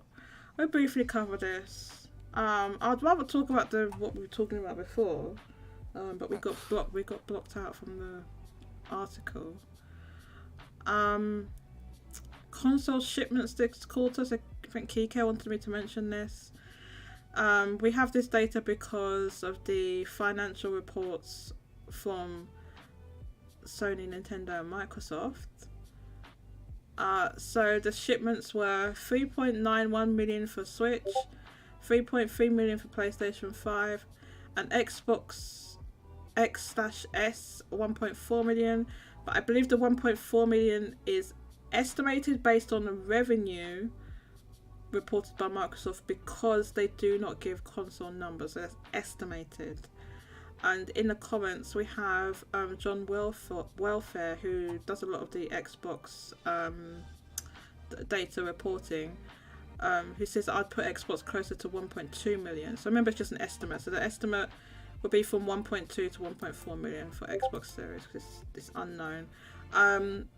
VMAX says he has to go. I've got to go. Thank you for Thank you for another great show. Thank you, Vinnie Mac. Thank you, Vinnie Mac. Mousy says she has 3 different goddamn Chocobo plushies. Okay, all right. You have 3 Chocobo plushies. Well, you know, fool me once, fool me twice. What's the saying? Because I'm a Mousy. No money on these goddamn chocobos wearing scarves and hats. That's what she's spending her money on. Do you spend your money on goddamn plushies? Wearing scarves and hats? Yes, you are. Oh no, I would not spend money on Yeah, those there you plushies. go. See. Yashiwa's not so dumb. Yashiwa's not so dumb. Okay, so we have something. I don't know if we've got time to cover all this stuff. Basically, let's see I don't know. What should we do first? I don't know. I'm just trying to see what I've got here. Okay, we covered the shipments. Oh, okay, so the big news that broke whilst I was preparing the show earlier was that the PlayStation 5 Slim, we call it quote unquote Slim, leaked. We'll call it the Slim. It doesn't look very slim to me, but it leaked. So I think this is right. This is Keycare, so this is rumor territory, right? I'm not gonna say this is authentic. It could be. It's from apparently obviously they manufacture these in China, right? So it's from, I think it's from the Chinese factory or someone that has access to what's going on in the Chinese factory, but they're manufacturing these apparently. So if the thing's coming out like later this year, like holiday, then they would have to be like manufactured now. So here's the tweet. It hasn't been pulled down as far as I know. Here's a look at the PlayStation 5 CFI 2016. They gave it the code 2016? Quote unquote Slim. That's a really odd code to make, but anyway. This is it apparently. And if this is real, there's only first of all, why is it blurry like this? You know, this is the only thing with these type of things. Now maybe it's real, but I refuse to believe that anyone taking a picture of this is going to be blurry like this, because every person on the goddamn planet is walking around with a phone with a high definition camera on it. There's nobody they don't make cameras that don't have high definition.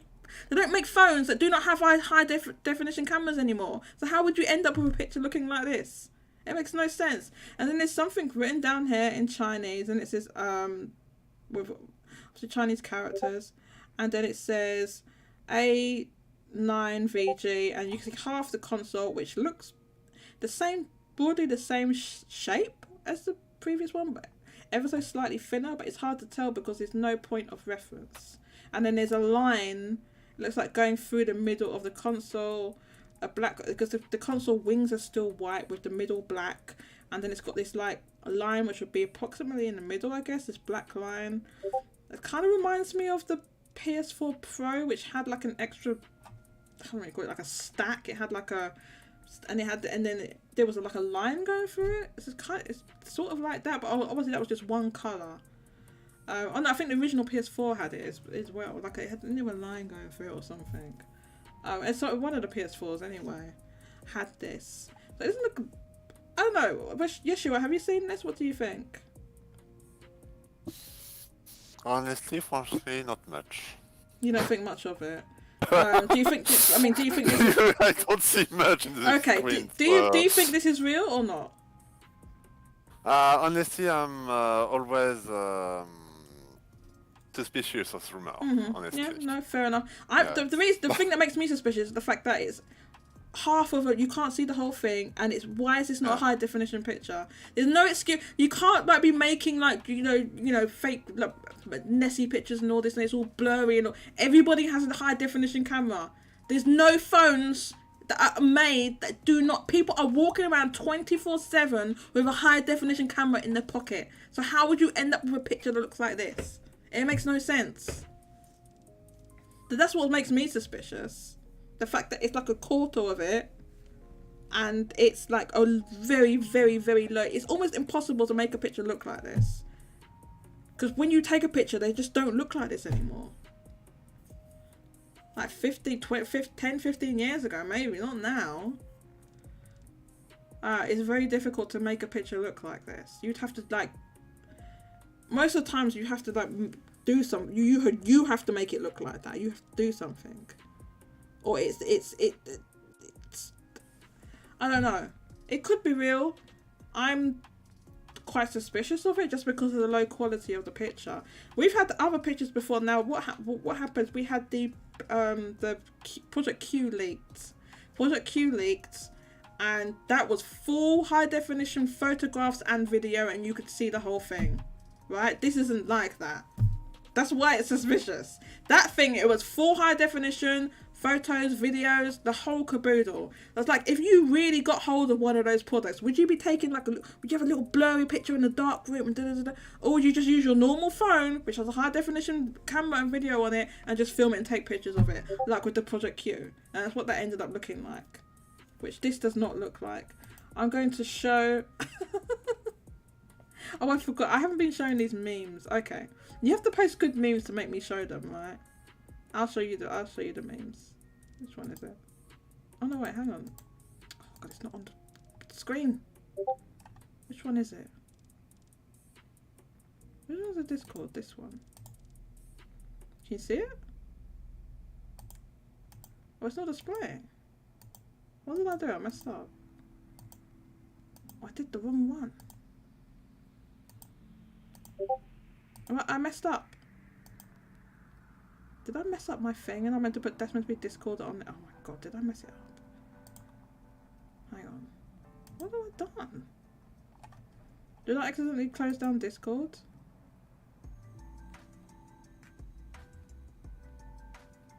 Oh no, it's back.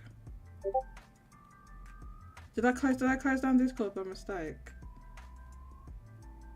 Oh god, what have I done here? Am I such a dummy? This one should be Discord on air. What did I mess up? Okay, that one's Discord on air. This one should be Discord. So why isn't it displaying then? It's not working. I can't do it. I'm not working. Okay, now it's working. Why is it being so dumb? Okay, here it is.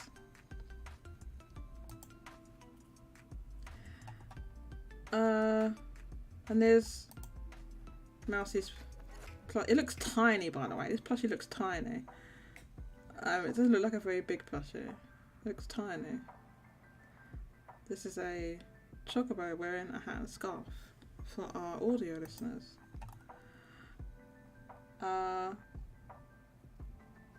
Redhead says meh to the you don't care. Alright. Johannes said I would not take a picture. I don't want ninjas outside my doorstep. Well, I'm saying, okay, well maybe you wouldn't do it, but I'm saying if someone was so inclined to do that, they have a high definition camera in their pocket.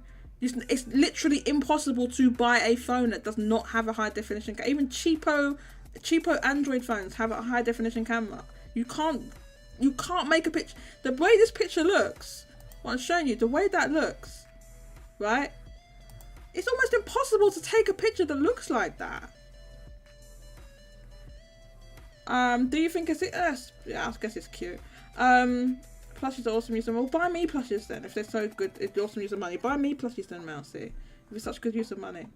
J2 Blue says Square Enix store has a Shiva diorama statue for $64.99 on their website.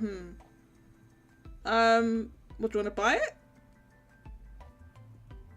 I mean, I'd rather have Cloud in a dress, but if you want to buy that, I guess it's cheaper.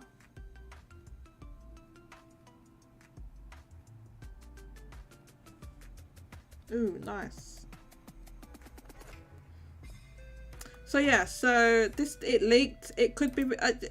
I believe they're making a PS5 Slim because they make a slim model of every one of their consoles. They've never not made a slim model, right? Is this a real photo? I don't know, because I don't understand how you can get a blurry ass picture looking like that looks like this in 2023. It's almost impossible to make a picture like this.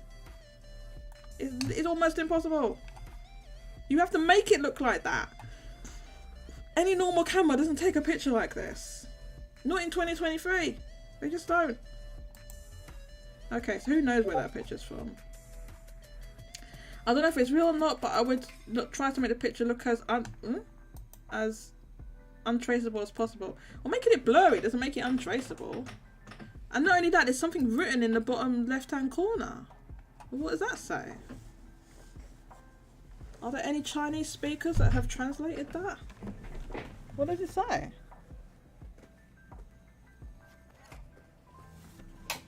Let's see. Does anyone in the comments know what that said?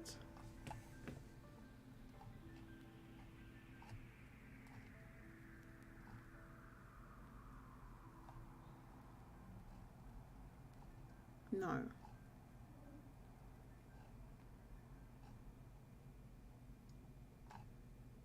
I don't know. I don't think anybody knows what it says. Quotes, let's have a look.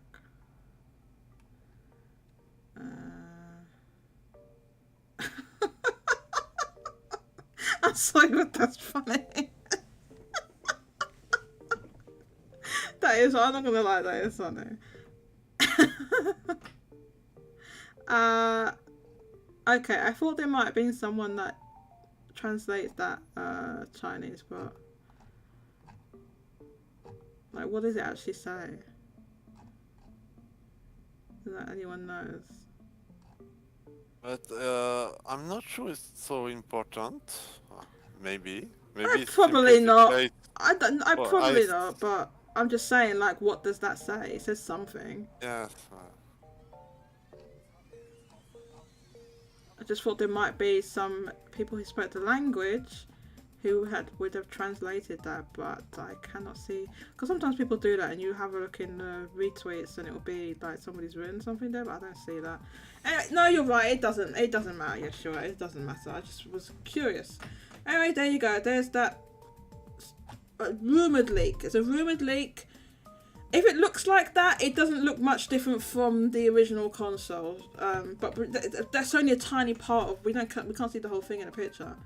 So if it looks like that, well, you know, it looks almost the same. Slightly thinner, maybe. So that's that. We didn't get the answer to how to revive PS5 in Japan. Nobody gave me the answer. Nobody said the answer. I can give you a quick answer. Oh my god, let's go! Let's go! Go for it.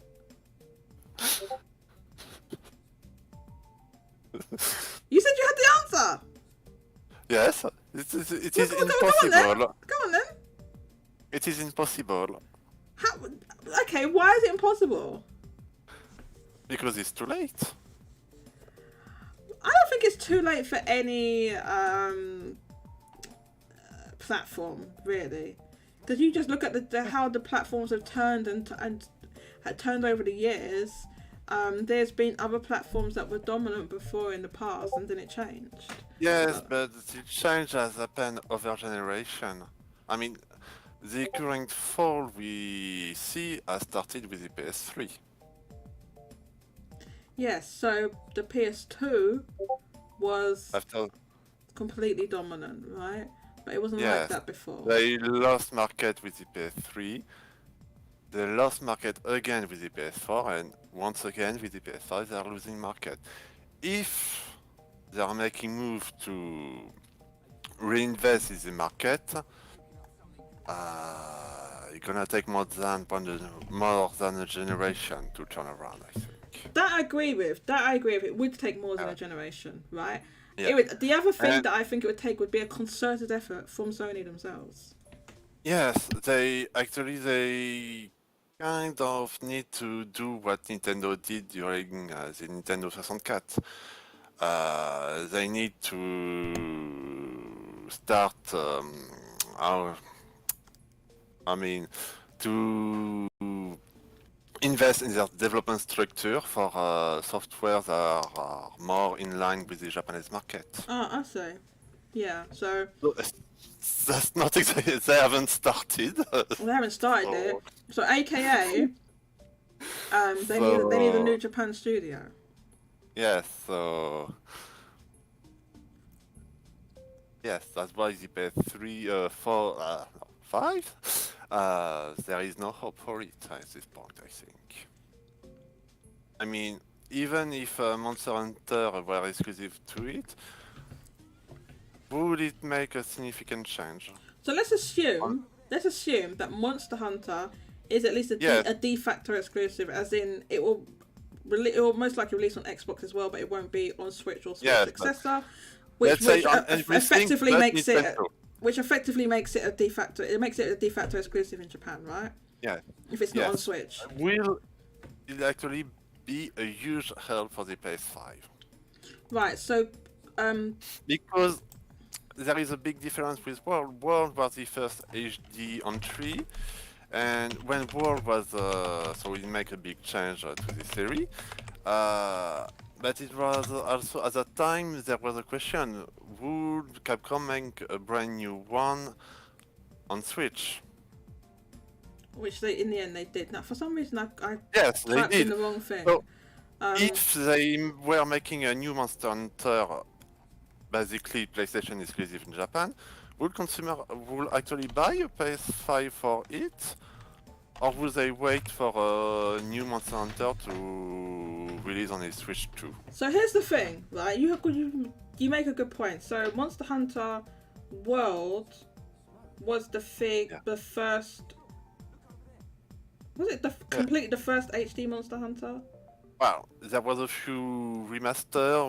Portable 3 got a release on Okay. PS3. Right. 3G got a release on Wii U, but it was the first native HD game. No. Okay, right. That makes Yes. sense. After 3 generations of PS2, PSP, 3DS, it make a big evolution, at least on the So graphics.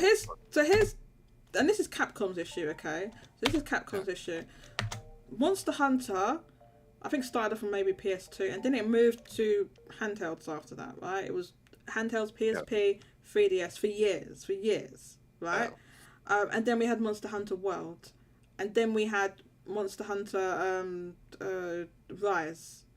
Again, aiming for the portable market because it's on Switch is a hybrid, whatever. But they kind of designed it with like people taking it out in mind because of the the local wireless and everything, right?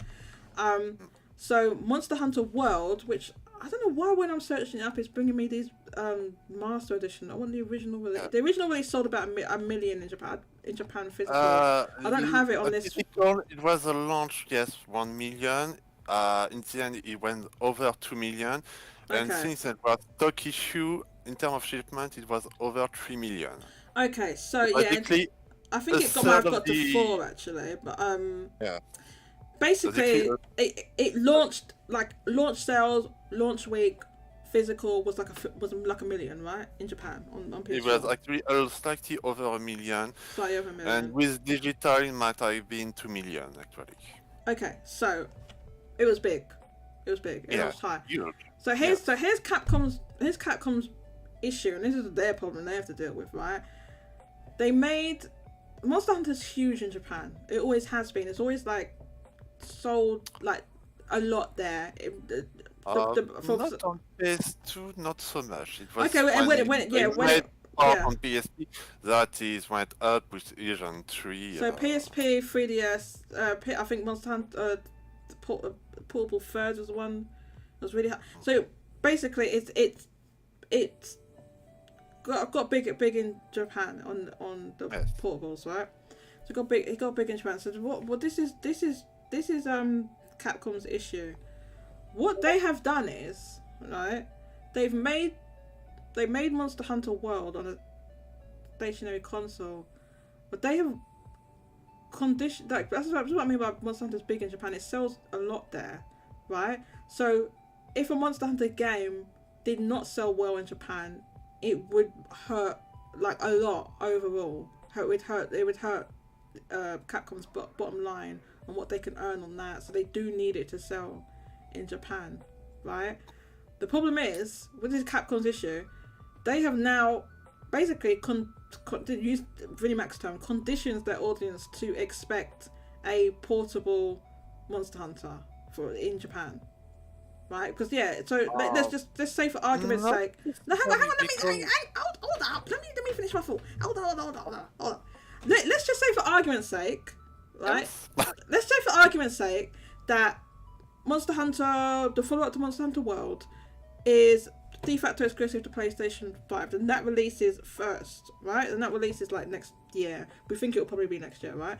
Let's assume that happens and it releases next year, right? So the people that do not have PlayStation 5s in Japan and don't go and run out and buy a PlayStation 5 to go and play that game, they'll be like, well, I can't play that game, but there was Monster Hunter Rise on the Switch, so there'll probably be a new Monster Hunter on the Switch or the Switch 2.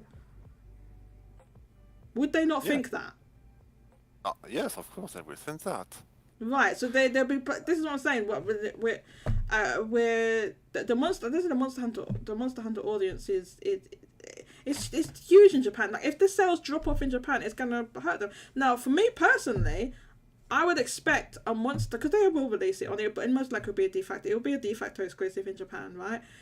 I would expect what we've seen with what do you call it? With Final Fantasy, you're probably going to get like a big drop off. It's not going to sell the same as what Monster Hunter World sold. No, I don't think it's possible. It's impossible because there was a 40%. Final Fantasy. A little bit better than that. But compare it to the 3 million it did on PS4. No, it won't do that. It's gonna drop. I think it's inevitable. I think it won't do that because PS4 had a 40% market share. PS5 has like a 9% market share? How would it be possible to sell the same? It can't. No, it cannot. Which is not possible. In my opinion. So I would expect there to be a drop off. Now, Capcom's probably not happy with that. Does that mean they're not going to make the game de facto exclusive to PlayStation? Of course it doesn't mean that. They're still going to do it. In my opinion, that's what they'll do. I just think they'll do it and be unhappy with the results is what I think will happen. And then I think at some point they will make a follow up to Monster Hunter Rise on Switch or Switch 2 or whatever it is. Well, there is two options for Capcom. Either they put the next Monster Hunter on both PlayStation and Nintendo day one. They will not do that. Or I don't know. Capcom CEO said recently that they basically recognize that for the Japanese market, Nintendo is mandatory. Yeah, he said their strategy. He said that, but it wasn't recently. It was over a year ago he said that. Yes. And what has happened since then? What have they done since then? Nothing, yes, nothing. They made no changes at all.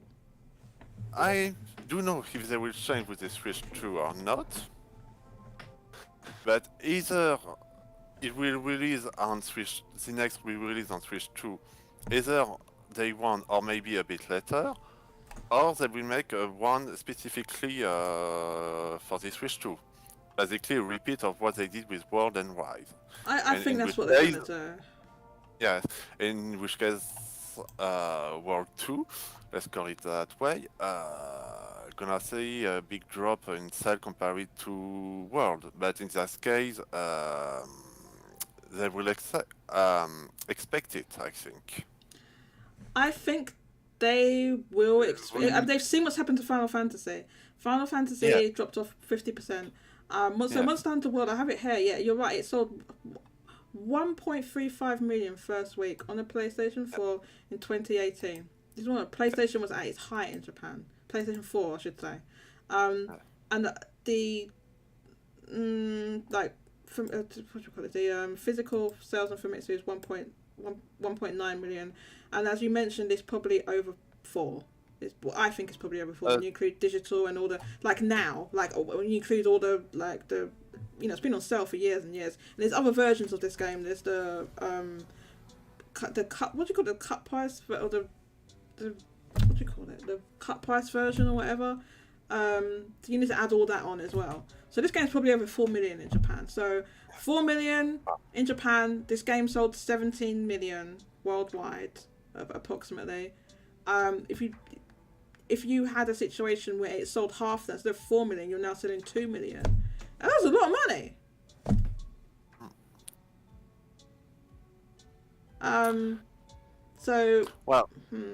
Yes, World, you say 7 million for the PS4 version, but overall World is over 20 now. So all platforms included. Okay. So it sold a lot. A big chunk of it was in Japan. A decent chunk was in Japan, yes.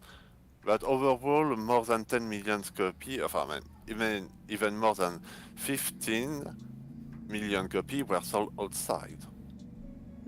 Okay.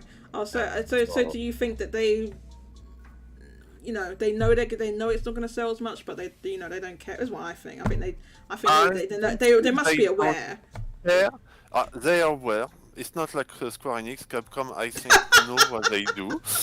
They're a bit aware of market share and things like this. So they will have a strategy for this. Either they sacrifice World 2 and they make a Rise 2, or they will make a change in terms of platform strategy for World 2. What do you mean they will sacrifice World 2? If World 2 do not release on a Nintendo system, the Japanese sale of World 2 will be sacrificed. They will be much lower than World or Rise. I'm almost 99% certain World 2 will not release on Nintendo successor. Day and date anyway. You might say there might be a late port, but day and date. Yeah, no. maybe there will be a late port, in which case they will recover a part of the lost sale. If there is no port at all, they will lose sale full stop, and they will only have the follow-up of Rise to have a big selling one. I suspect they will keep the 2 separate lines of Monster Hunter. I suspect they'll do that. Because they did that, and then they made Monster Hunter Rise, but then they ported it anyway and made additional money. So it's possible if it's not too difficult for them to make a switch to port, and there is no exclusive contract with Sony to block it in Japan or something. I think Capcom will try it. So apparently, I remember Mousy saying that the PS4 version of Monster Hunter World had the Japanese language locked, or it wasn't on the PC version or something like this. Sony has an exclusivity for it in Japan. For example, the Xbox One version didn't release in Japan, while Capcom. Really? So the Xbox One version of Monster Hunter World didn't release in Japan? Yes. So. Well, the thing is that I mean, why even make that exclusivity deal? It makes no difference because they wouldn't have sold anything there anyway. So. But I think the target was not the Xbox for Sony. What were they trying to do then? They were trying to block out Nintendo? Yes. That's the most logical answer, I think. You're right. Because blocking Xbox is stupid. It's stupid. Yeah. There is no meaning to that. But it didn't work then. Why do that to block out Nintendo when Capcom were just like, we'll just make a whole different game for Nintendo then? Actually, yes, but making, for example, if they made a world port, it's not possible. Nintendo this Switch would have seen a Monster Hunter much sooner. I mean, between World and Rise, there is 3 years apart. So if World were ported, there would have been less. Maybe a year and a half, at most, I think. If World were ported, say that again, please? If Port was ported on Switch, it would have been released on Switch maybe a year and a half after the PS4 version. Rise, Monster Hunter Rise, released on Switch a bit more 3 years after Monster Hunter World on PS4. So technically, by locking a potential port of World, Sony was able to keep Monster Hunter exclusive to their system for a bit more 3 years. Okay, so they kind of forced They kind of forced Capcom to make a completely separate game. I think Capcom would have done that anyway. Yes, I think they would make 2 games. I think the series is big enough for 2 games per generation. So Kiko points out, it's a very good point, that no Monster Hunter on the Vita hurt the Vita. It did.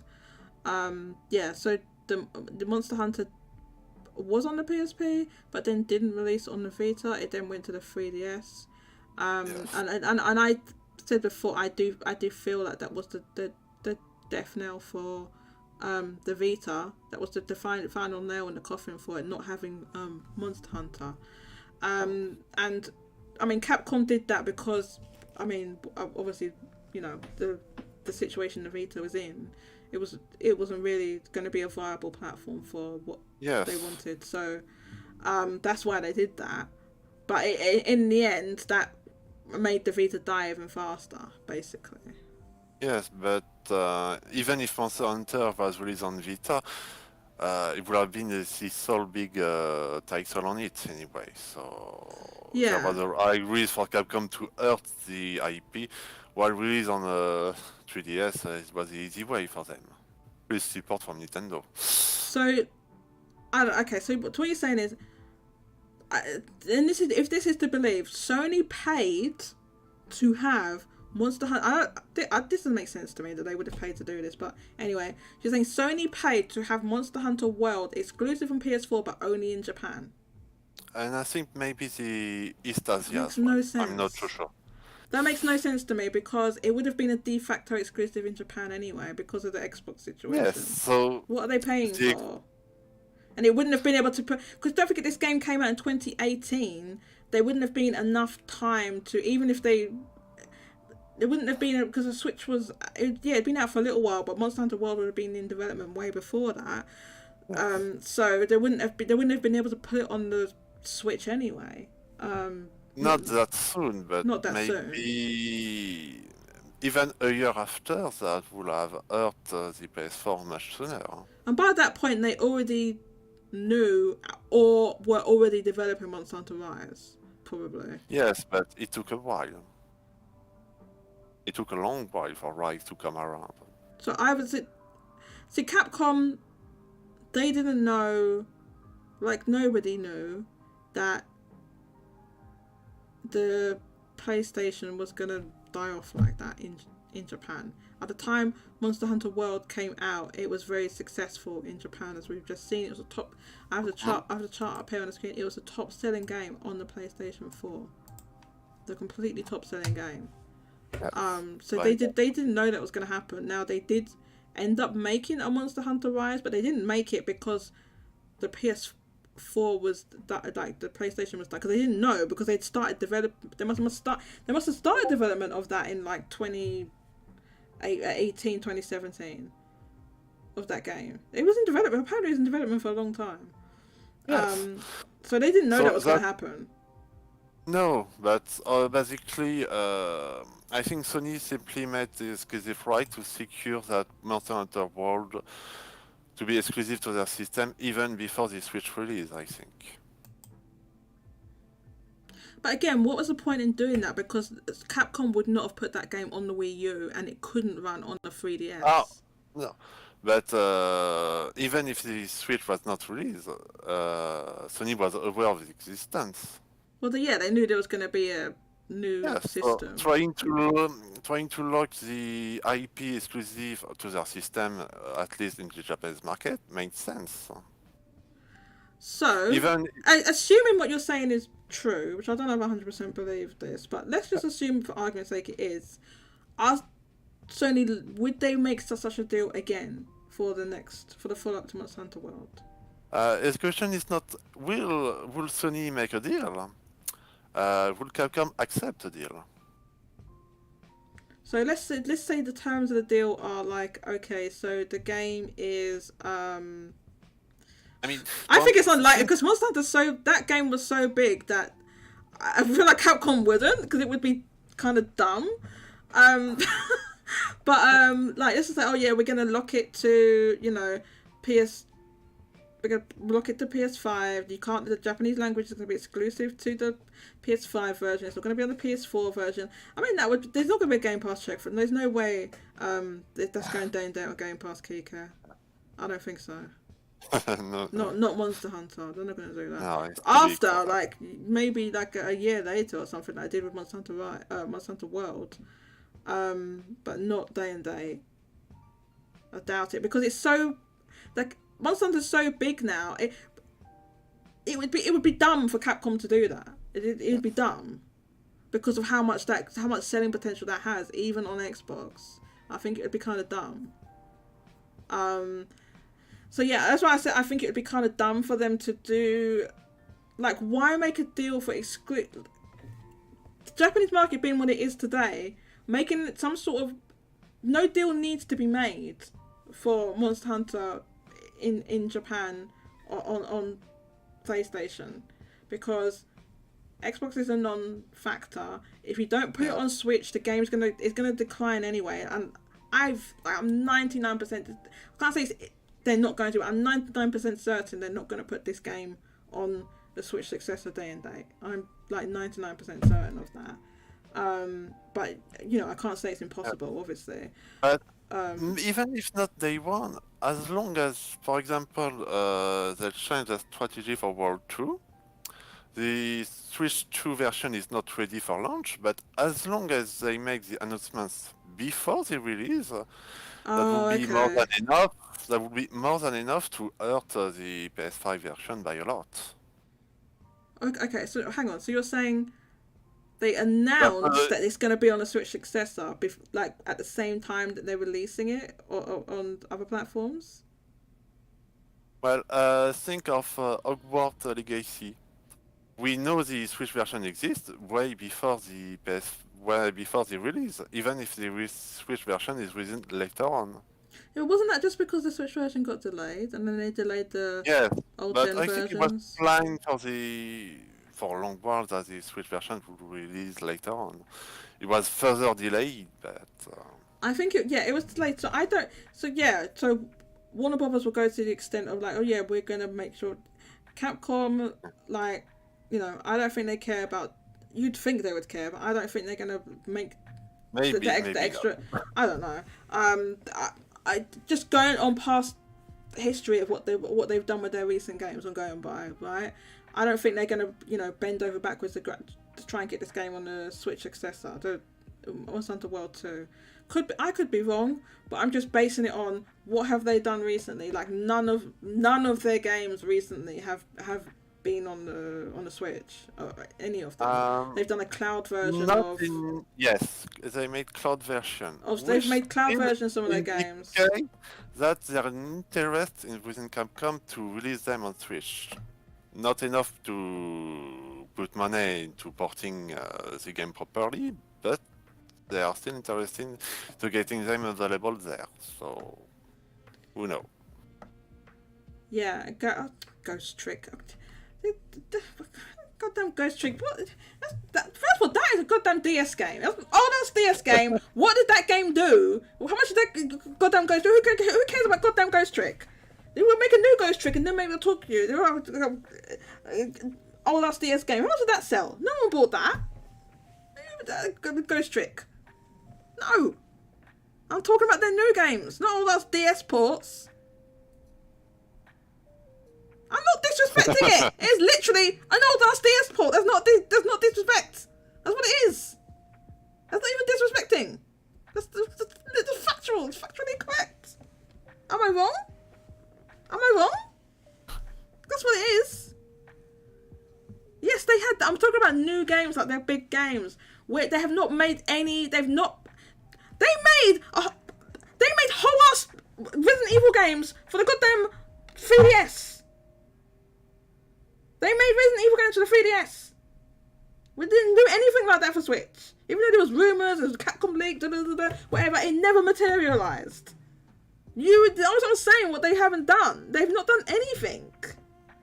They did a few cloud ports on Monster Hunter Rise, and Monster Hunter Stories, you want to count that, and that's it. That's all they've done. And all those DS ports. Who cares? Who cares about that? I'm talking about new games. Where's the new Mega Man? I mean, a Mega Man game for goddamn years. A new one. All they did is port those, Mega Man Battle Network. Where's the new Mega Man? There's no new Mega Man games. The last one was years ago. Like I want to say it was 2017, 2018. Yes, I know it did. When was that though? When was Mega Man 11? When did that release? Tell me when that released. It must have been like 2018. It was years ago. I can't remember exactly. It was a long time ago. No, Mac. Yes, it's a Capcom issue. Yeah, Capcom's dumb. Not Look, what I'm saying is, where are the brand new Mega Man games? There's not been a brand new Mega Man game on a console since Mega Man 11. That's Capcom being dumb. Yeah, it's got nothing to do with Nintendo. We just Yeshua was just I was just talking with Yeshua about what new I'm talking about their big games, right? Mega Man, it's no longer a big game for, I don't know if it ever was a big game for them, but it's not a big game for them. They don't spend a lot of money on it to the point that they not even made a new one. Okay? They hate Mega Man. Mega Man doesn't sell that much. Mega Man don't sell like that. But there's not a new Mega Man, and like the other big IP, Resident Evil, they made cloud versions. Did they make is there a cloud version of Village on Switch? Yes. Oh, okay. Well, The only missing one is 4 remake. 7, okay. remake of 2, Right, 3, okay. and Village So are these cloud versions, why was there no? I can't stand these goddamn cloud versions. Let me get that out of the way. But why was there no cloud version of Resident Evil 4 at launch? What would be stopping them making that? Why? I don't know. Well, because they didn't want to. That's why. Okay, so Mega Man came out October 2nd, 2018. I thought it was 2018. It was at the end of 2018. 5 years ago. It was 5 years ago. In 5 years, you know what I mean? 5 years, Mega Man. Capcom can't make a goddamn new Mega Man game in 5 goddamn years. Of course they can. They spent a shoestring on the Mega Man 11. Of course they can make a new one. They just didn't want to. And you know why Mega Man 11 had this drastic art style change? Do you know why they did that? Specifically to save money, because they said that. They said making sprites is expensive. They said you'd think those sprites would be cheap. And they said no, it's the opposite. It costs more to make those goddamn sprites than it does to make a 3D model in Unreal Engine 4 or whatever it was. I think it was pretty sure it's Unreal Engine. They said it costs more money. That's what they said. They did it to save money. That's literally what they said. I didn't say save money, but obviously if you're saying, well, making sprites is expensive, then you're doing it to save money. So they cheaped out on Mega Man 11, and I think some Mega Man fans maybe didn't like that, but they cheaped out. That's why it looks like that. They need to re-release it so they need to re-release it so it can catch up with OG 4 OG. What the remake? That won't catch up. It's the Capcom engine before RE engine. Oh, is it MT framework? I don't know. Are you sure? I could have sworn Mega Man 11's on Unreal Engine. Unreal Engine on Switch, it wasn't. Maybe there was one prior to Monster Hunter Rise. I don't think there was Unreal Engine game on Switch. Mega Man 11's not Unreal Engine? I don't think so. I could have sworn it was. Okay, well, maybe I'm wrong. I know Mega Man's not the biggest seller, Oh. but like what I'm saying is that Capcom said that Mega Man 11 was 3D, like as in 3D models. Not, I know it's on a 2D plane, but the models are three dimensional, right? Which made it kind of gave it, honestly, it kind of gave it this look a bit like a Flash game. Honestly, they said they made it like that because the 3D sprites are expensive to make. They said they're more expensive than you'd think they'd be. The sprites are expensive. That's why.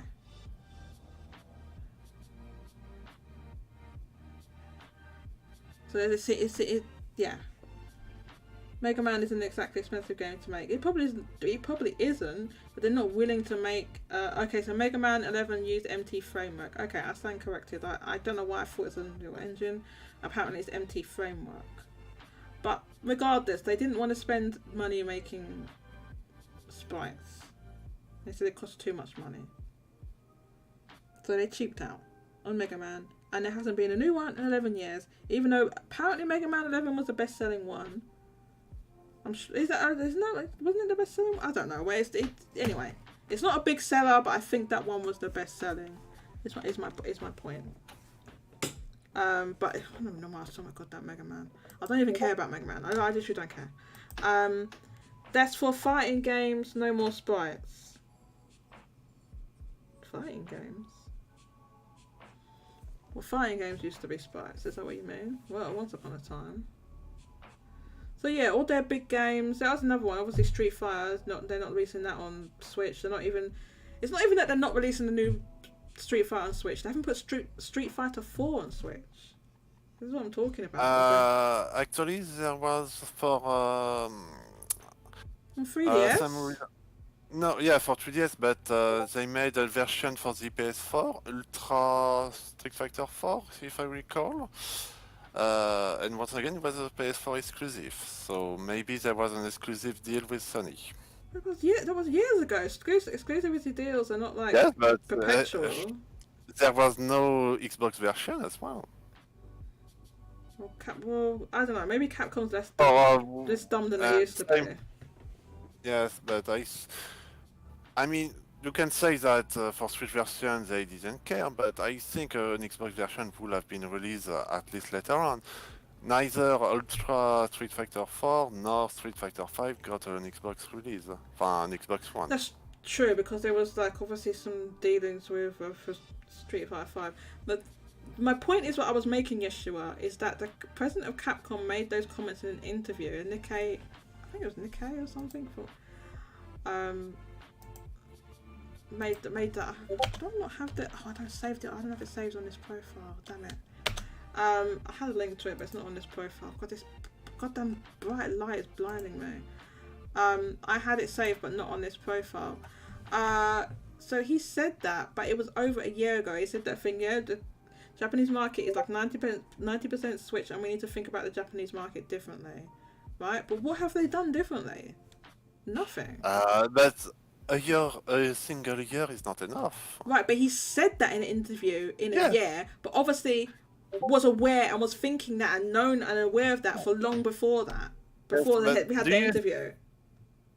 Do you think that Monster Hunter Rise on Switch alone sold over 8 million units worldwide?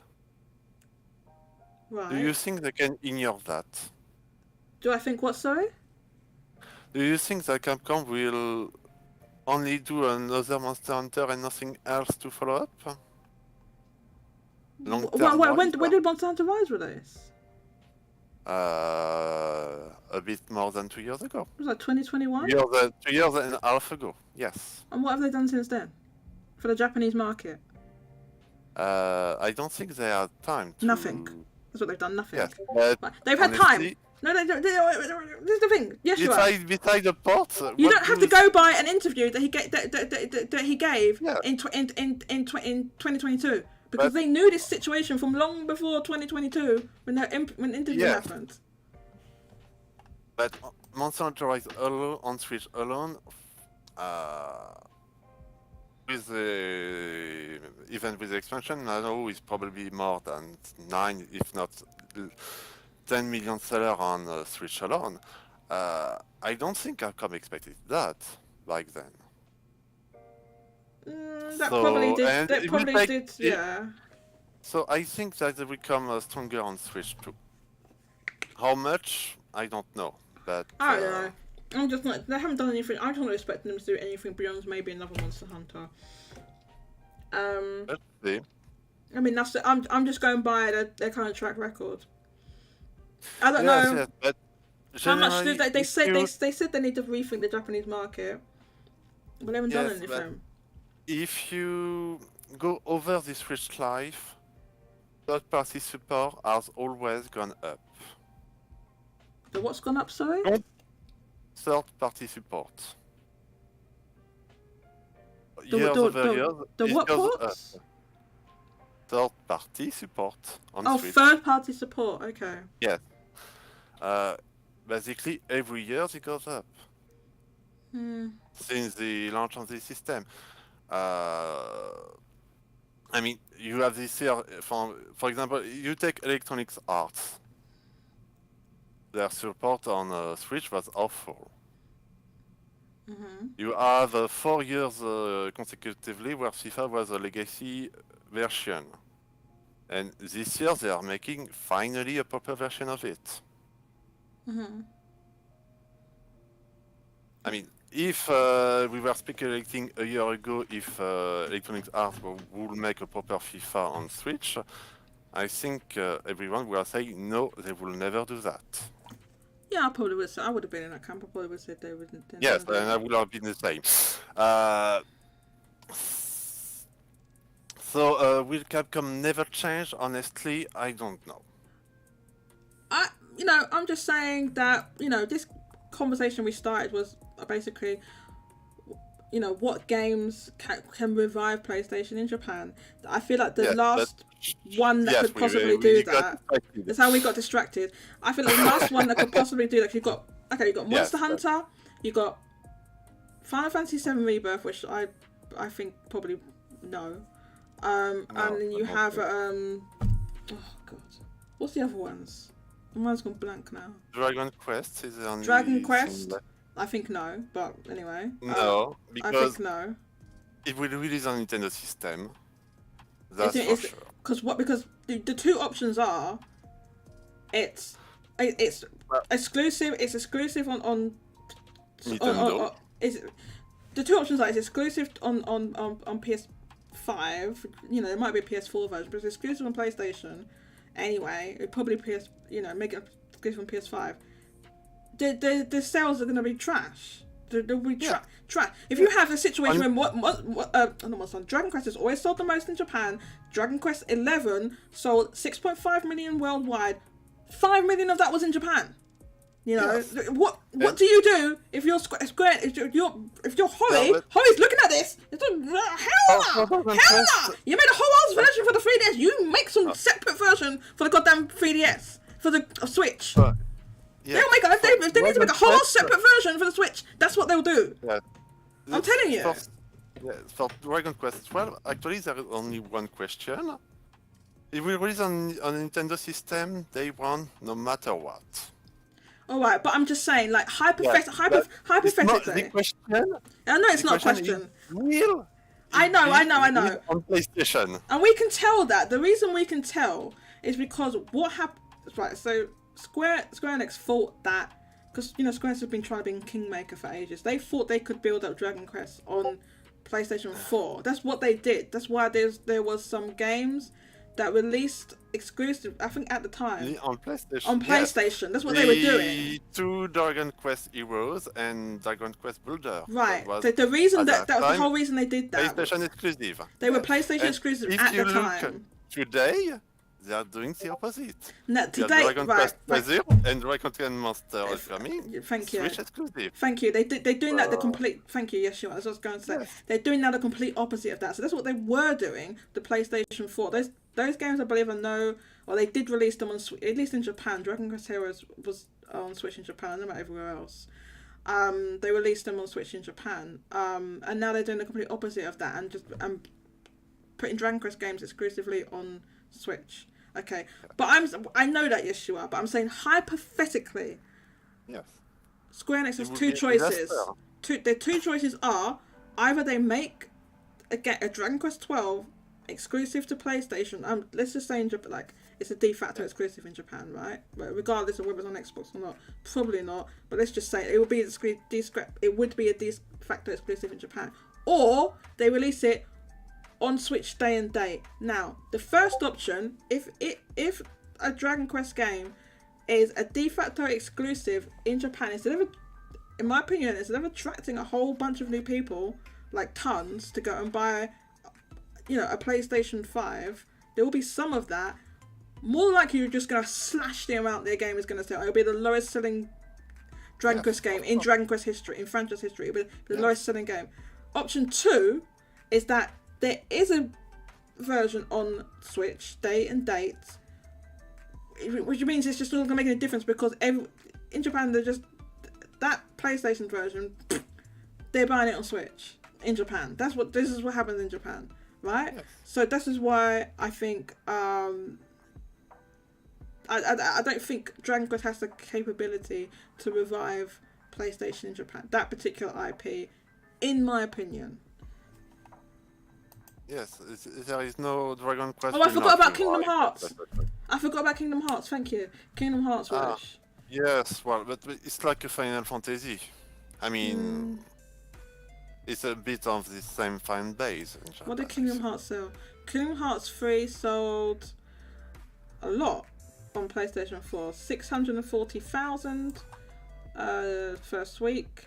861,000 physical sales total, which means this game was well over 1 million on PlayStation 4.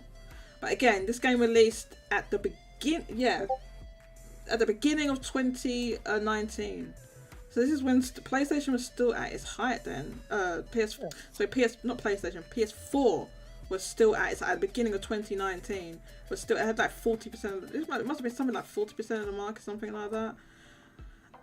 So I would, the same thing that we've seen with Final Fantasy, a Kingdom Hearts 4 releasing exclusive or de facto exclusive from PlayStation 5, I would slash this in half straight away and say it's going to sell maybe 300,000. I would slash this in half straight away. Below 300,000, probably.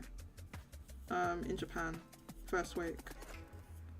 Anything like that. Most of these I would slash in half. I would slash 50% off of them. A Dragon Quest, 50% off. If the Dragon Quest comes out, PS5 and Switch or whatever it is, whatever Nintendo, let's just say that, right? It's gonna sell like two-thirds of it's gonna be on Switch or Nintendo, and then a third on PS5. I would do it like I would do it like that. Final Fantasy VII Rebirth. So Final Fantasy VII Remake sold 702,000 first week in Japan, 954,000 total physical, but it's well over 1 million. It's well over 1 billion. Yes, 1.5 million, I think. Yeah, so because there was stock issue at launch. Yeah, all of that. It's sold decently, right? So it sold very well. So Final Fantasy VII Rebirth has 2 issues that I can see. One is that it's a direct sequel. Yes. Which 9 times out of 10 they sell less. A direct sequel of whatever game, they always sell less because you're trying to get, like, you're mostly getting the people that played the first game. Even though they say, oh yeah, you can play it, you don't have to play it. Most people just don't, right? So they have that issue, and then the issue that it's exclusive on PlayStation 5 in Japan. So if you saw a brand new mainline Final Fantasy sell 300,000, even though you could argue that Final Fantasy VII caters more to Japanese taste and that it's kind of got more anime style to it, I would at least slash it in half and say it's going to be like 300,000. Yes, it might be sell a bit more than 16, but not by much, I think. It's either going to be the same or a little bit less, in my opinion. I don't think it'll be crazy, like only 100,000. It'll be way more than that, but it's not going to sell 700,000 first week. I'll tell you that. Even when is that slated to release? Hold up, isn't it meant to release at the beginning of next year? Oh no, hell no! Ain't no way. It's going to release at the beginning of next year. Oh yeah, no, it's zero chance. No, it's just impossible. And then, these voices are so distracting. Oh, you know what? I've had enough of this. I've had enough. I have had absolutely up to here. This is it. Where is it? Yes! We're doing Final Fantasy VII Lo-Fi. We're back. I just couldn't take it anymore. I don't need to be hearing the goddamn voices while we're sitting up a barbecue. No, I've had enough. I can't take it anymore. That house playing that for 3 goddamn hours. I couldn't take it. I held out as long as I could. I'm sorry, I can't do it anymore. I'm just gonna catch up on these comments and then we'll wrap up the show.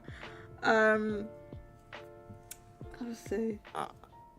I'm gonna look at, because we're like 3,500. Mouse is gonna get on me. J2 Blue on the YouTube comment says I might consider it. I don't know what you're talking about. Make a portable PlayStation that's not streaming fast. That's what I've been chatting about. Make a portable PlayStation edition that's native and not a goddamn streaming. That's exactly what I've been saying. They won't bloody do it. Jago says, good evening, chat. Good evening, Jago. Jago, do not jump into this chat and extend this show by 2 hours. That's the first thing. You missed the Splatoon 3. I know, I've been playing Splatoon. I've never been playing Splatoon. That's how you know I've actually been studying hard. I've been playing Splatoon. You missed all the best Splatoon 3 challenge. Was it the one with the Trizukas? No, I did not miss a challenge. No, not you. Jago's saying I did. Yes, but I did. Oh yeah, but Yeshua didn't. Yes, I did them. Yeah, I missed. I'll just have to wait for the next one, I guess. Marcy Mouse is after party time. Yes, we're gonna move to the after party. I need to wrap up the show though first, Mousy. I can't just bounce. Oh, that one. It was the big jump. Oh man, is it finished? Yes, the third one was a few hours ago. Well, do you know what I was doing 3 hours ago? A few hours ago, I was studying. There you go. What I did was I did half of my studies earlier today so that I wouldn't have to try. Because last time, you know that time we did that, last when we did that show, I didn't get any study done that day. I couldn't do it. I was too tired. It was like night by that time. I couldn't study, so I did half my studies earlier today. Okay, so let's look at the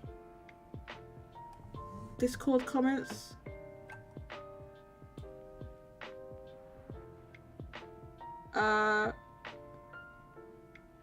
J2 says, speaking of Dragon Quest, I actually think Square is holding Dragon Quest 12 for reveal on the next gen Nintendo console. Oh my god. That's my theory why they didn't reveal any consoles yet. Okay, but that wouldn't... Okay, the rumour is, and it's probably true, that this new Switch is not going to be... by the way, I think though I think it would be, in my opinion, a dumb business decision to make Dragon Quest 12 exclusive, or not exclusive, or only be on the Switch 2, and not the Switch we have now, because there's 30 million of them in Japan. That would be dumb, because then that would be dumb. Yes, but if it's cross-gen, it could still be. It's gonna be on the base Switch we have now. Even, yes, even if they have to make a whole ass separate version, J2, it will be on they would be out of the... Yes, I'm trying not to swear. They'd be out of their minds to... Oh, we're not going to put it on the 30 million Switches in Japan. No, it has to be next gen. We're only going to put it on a brand new system. It's only out. It hasn't even sold 1 million in Japan. That'd be mental. That'd be dumb. It's going to be on Switch. It doesn't matter what... Like I said, even if they make a whole ass separate game, there will be a Dragon Quest 12 on Switch. I'm telling you. Sam Monolith Soft is such a... Atlas is such a mouthful. I'm going to call you Sam Atlas, okay? We have not had... I always call Sam Atlas that. I don't know if Sam Atlas doesn't even notice, but I just want to say. We've not had console reveals for Dragon Quest 2, 3 HD, 2D HD either. No, we haven't. J2 Blue says, bruh.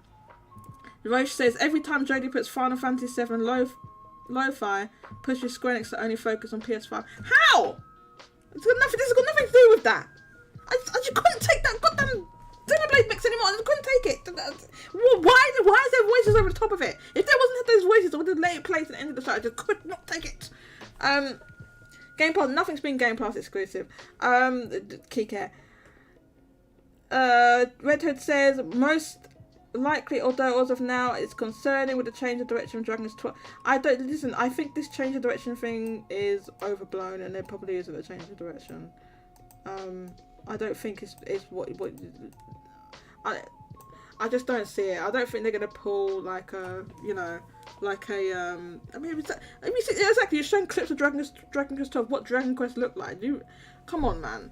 Look at Dragon Quest. How are they going to make it into some adult thing? Are they just going to abandon this Toriyama art style? So I don't think they are. I don't think that's what's happening. Are they making it into an action? They already said it's not going to be. That's not going to happen.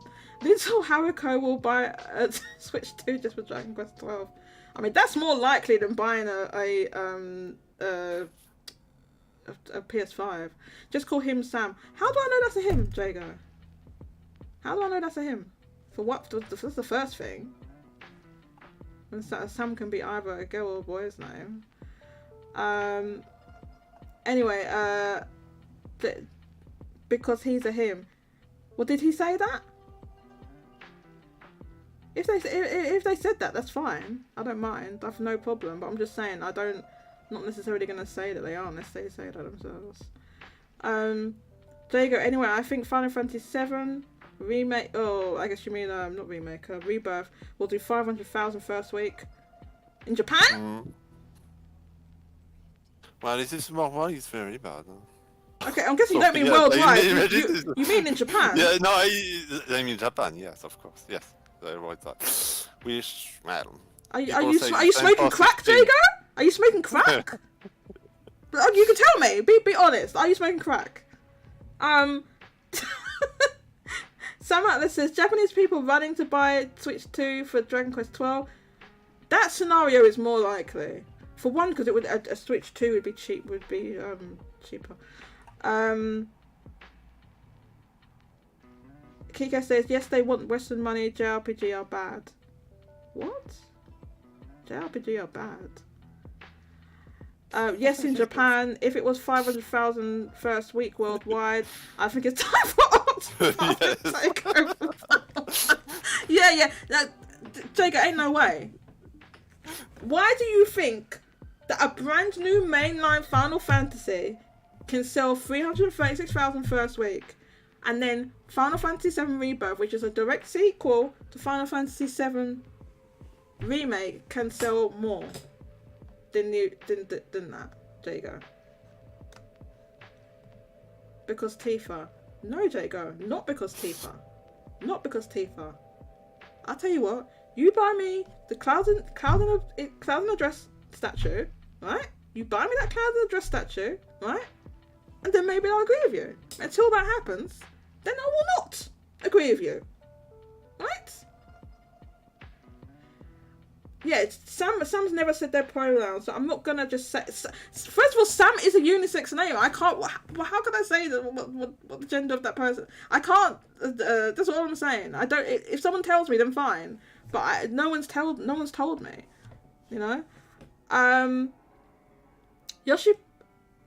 I don't give a flying flip what Yoshi P said. I don't care. Yoshi P also said, "Oh, I can't put black people in Final Fantasy 16 because it wouldn't be authentic. It wouldn't be authentic. You know, we put all the summons and all these goddamn icons and all this crazy stuff in there. But no, you can't put any people of color. No. Even though some of the people look like they're living in like a desert region, we can't put them in.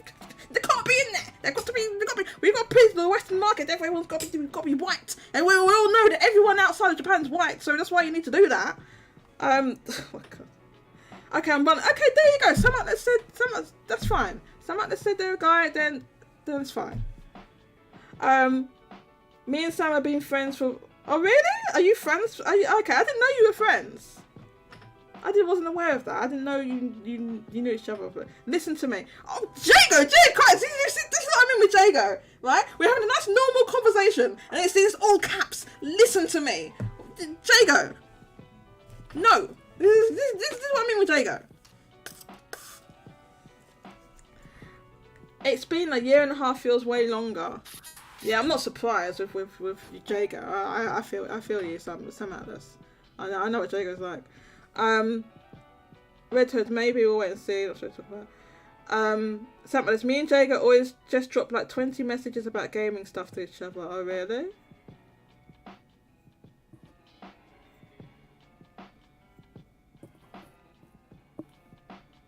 You never answered. I never answered what? Oh, you think Rebirth will be worse than 16? No, I think it probably be, most likely it'll probably do about the same. I forgot to ask the question mark. Okay. Either the same or a bit worse. I don't think it'll do 500,000 now. It'll either be the same or a little bit worse, in my opinion. I don't think it, because to do 500,000 is significantly better. So I think it will most likely. Oh, a video? Link me. Kike, link me. We're going to show that before I end the show. Link me. I think you link me. I need to go and get a drink because my mouth is dying. I'll show that on screen because it's a video. and then I'll come and then we'll be back. Hold the fort. I'll be back in a second. Yeah, I try.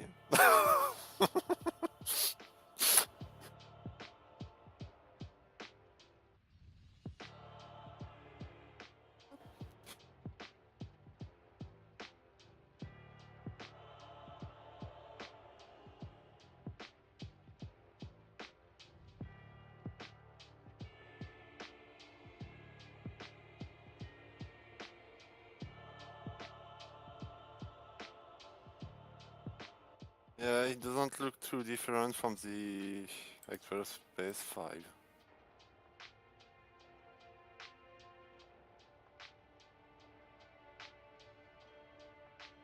Ooh, you weren't joking! Oh, I'm trying not to swear. It's on! It's on! Oh, you're saying it's a fake? Okay, Jago's saying it's fake. Let me see it. Let's see it. Jago reckons this is fake. Let's see. It's fake. They're saying this is the case. It looks tiny though. This can't be it. It looks tiny. Oh, so this is the case. Yeah, but it's got a disc on it. So this is the outside case. Okay, so I'm gonna be honest. It looks real.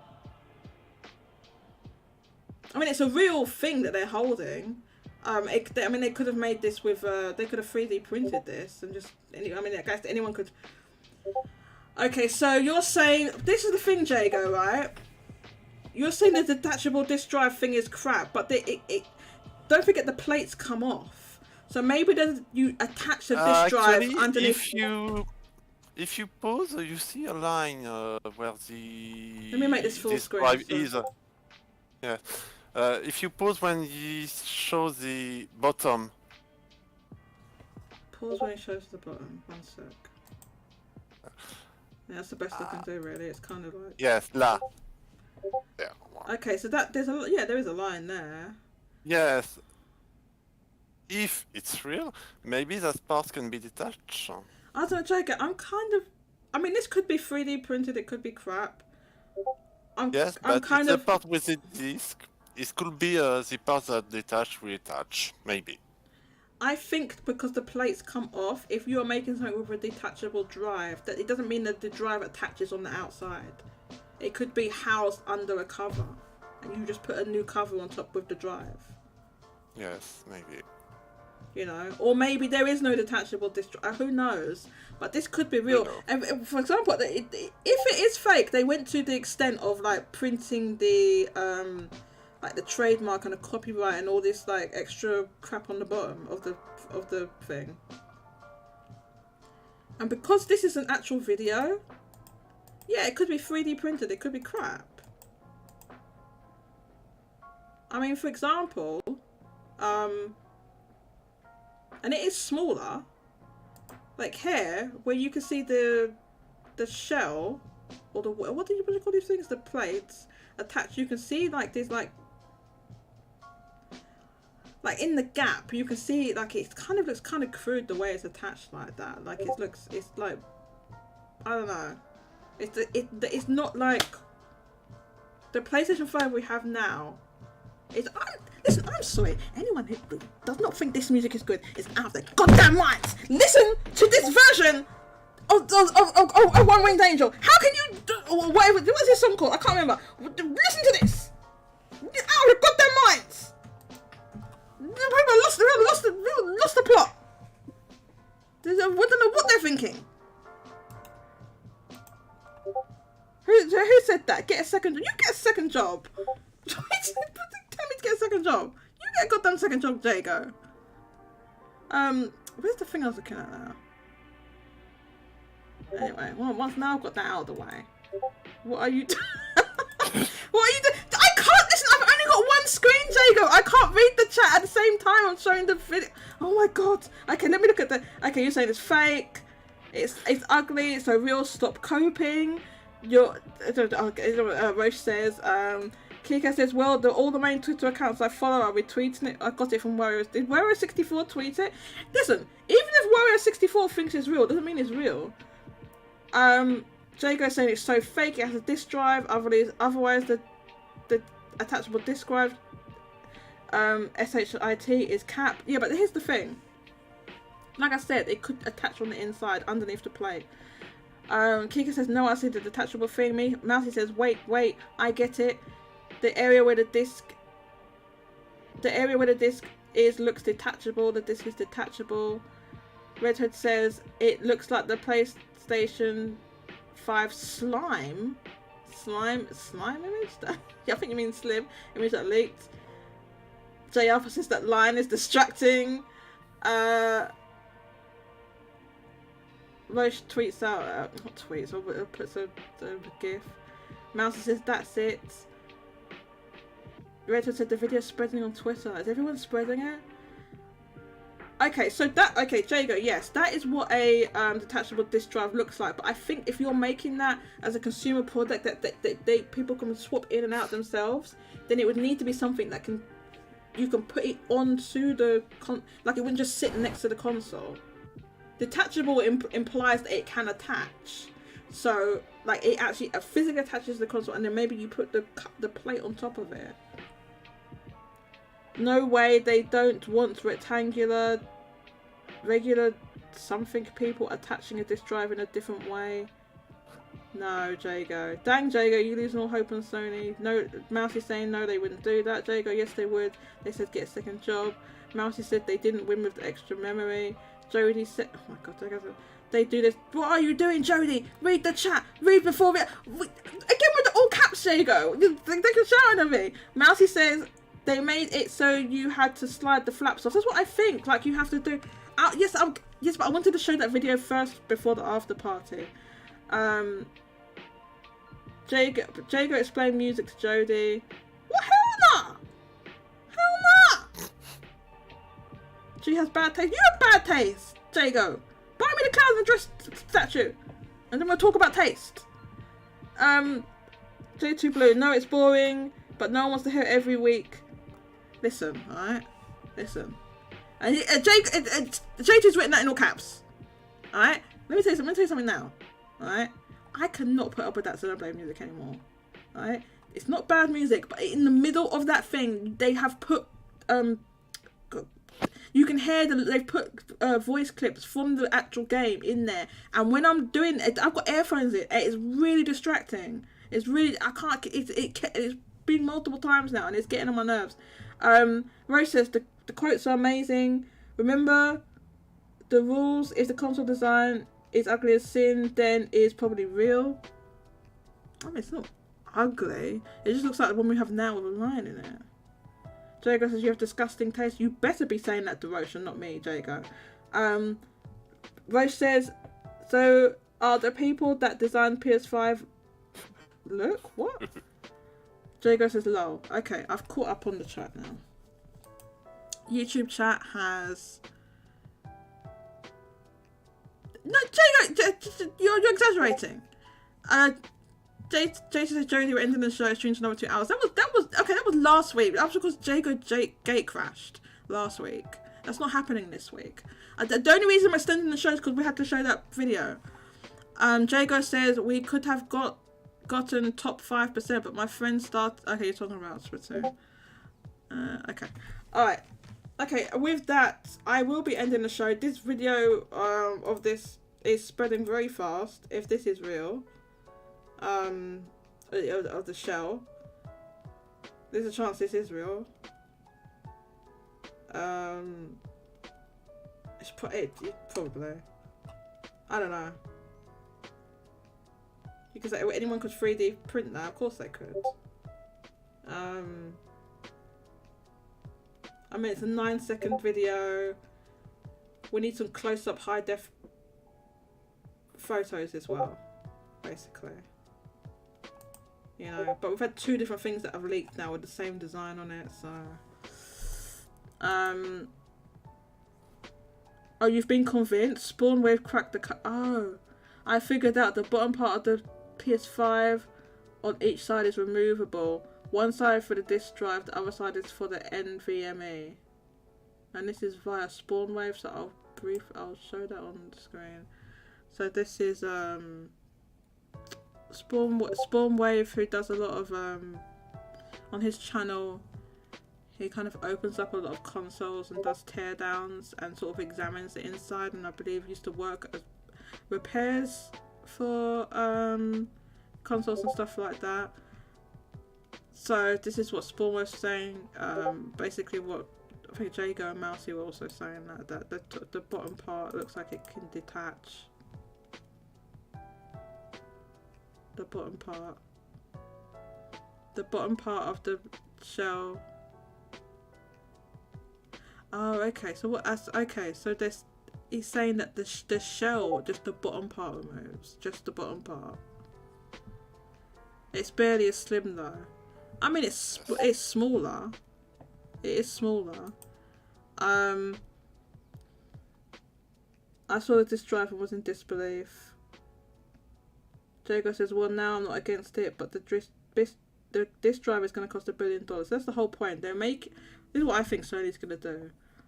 They're going to make it so it's like a digital console by default, and you have to opt in to buying the disc drive to go with it. Which most people, when it's an opt-in thing, most people don't do it.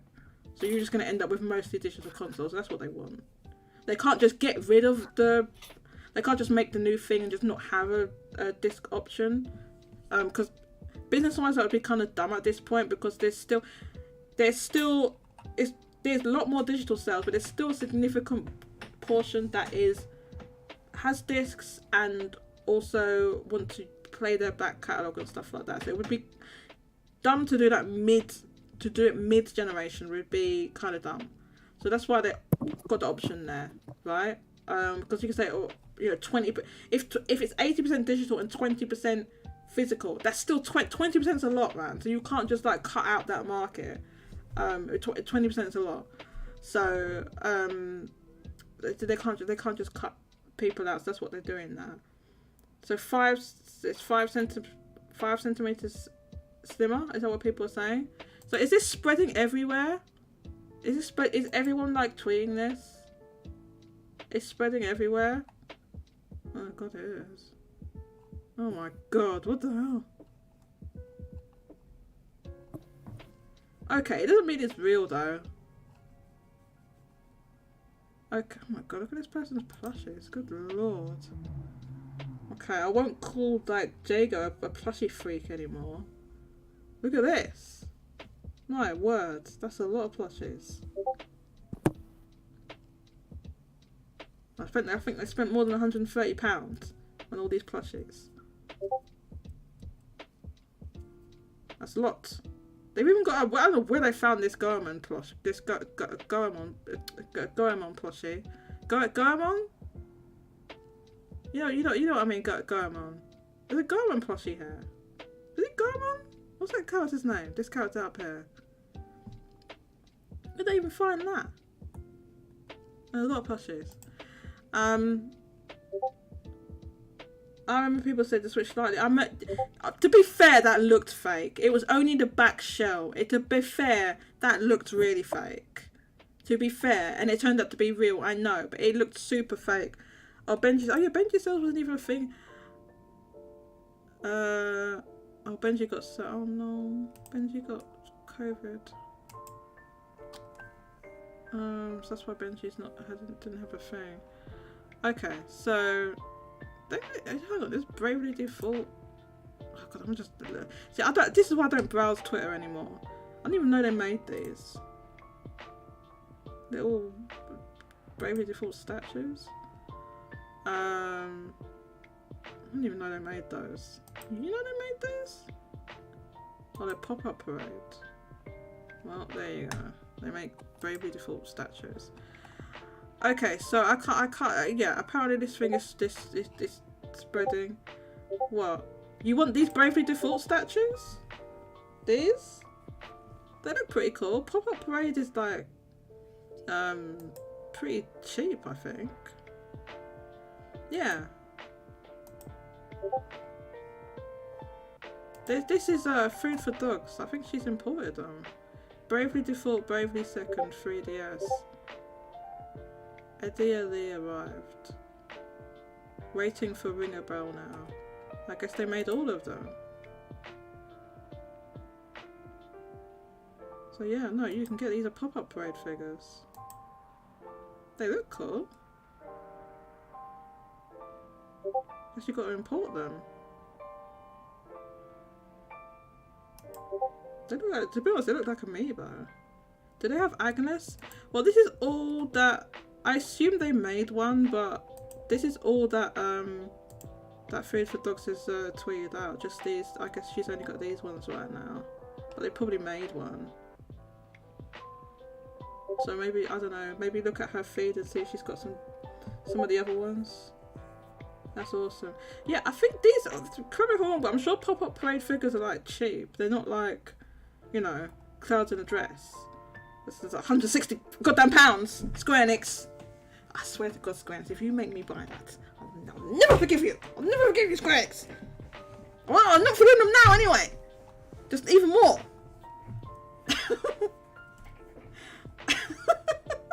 You know I'm tired and I'm laughing at myself. Okay, like, we really got to end the stream now. Oh, I will do the after party for like 30. We'll have a 30-minute after party. How about that? So thank you to everyone that came out today, and stop laughing at me for saying I'm going to end the stream. There was breaking news. I had to cover it. It's breaking news. Let's put my stream ending. Stream is ending. Thank you for everyone that came out today. So thank you, J2. Yeshua, who's on the call, thank you very much. First time caller, thank you so much for joining me today. Red Hood, Mary DK, Johannes, J2, Mousy, I think Mousy's gone back into a hole right now. Dank Community Centre. And there was a load of other people that I feel like were in the pre-show that I can't remember who they were. A whole bunch of people, so I apologise. And Vinnie Mac joined us earlier. Mousy, Kika. Who else? Everyone, bye. Bye everyone. So thank you, and I'll catch you on the next show. Bye.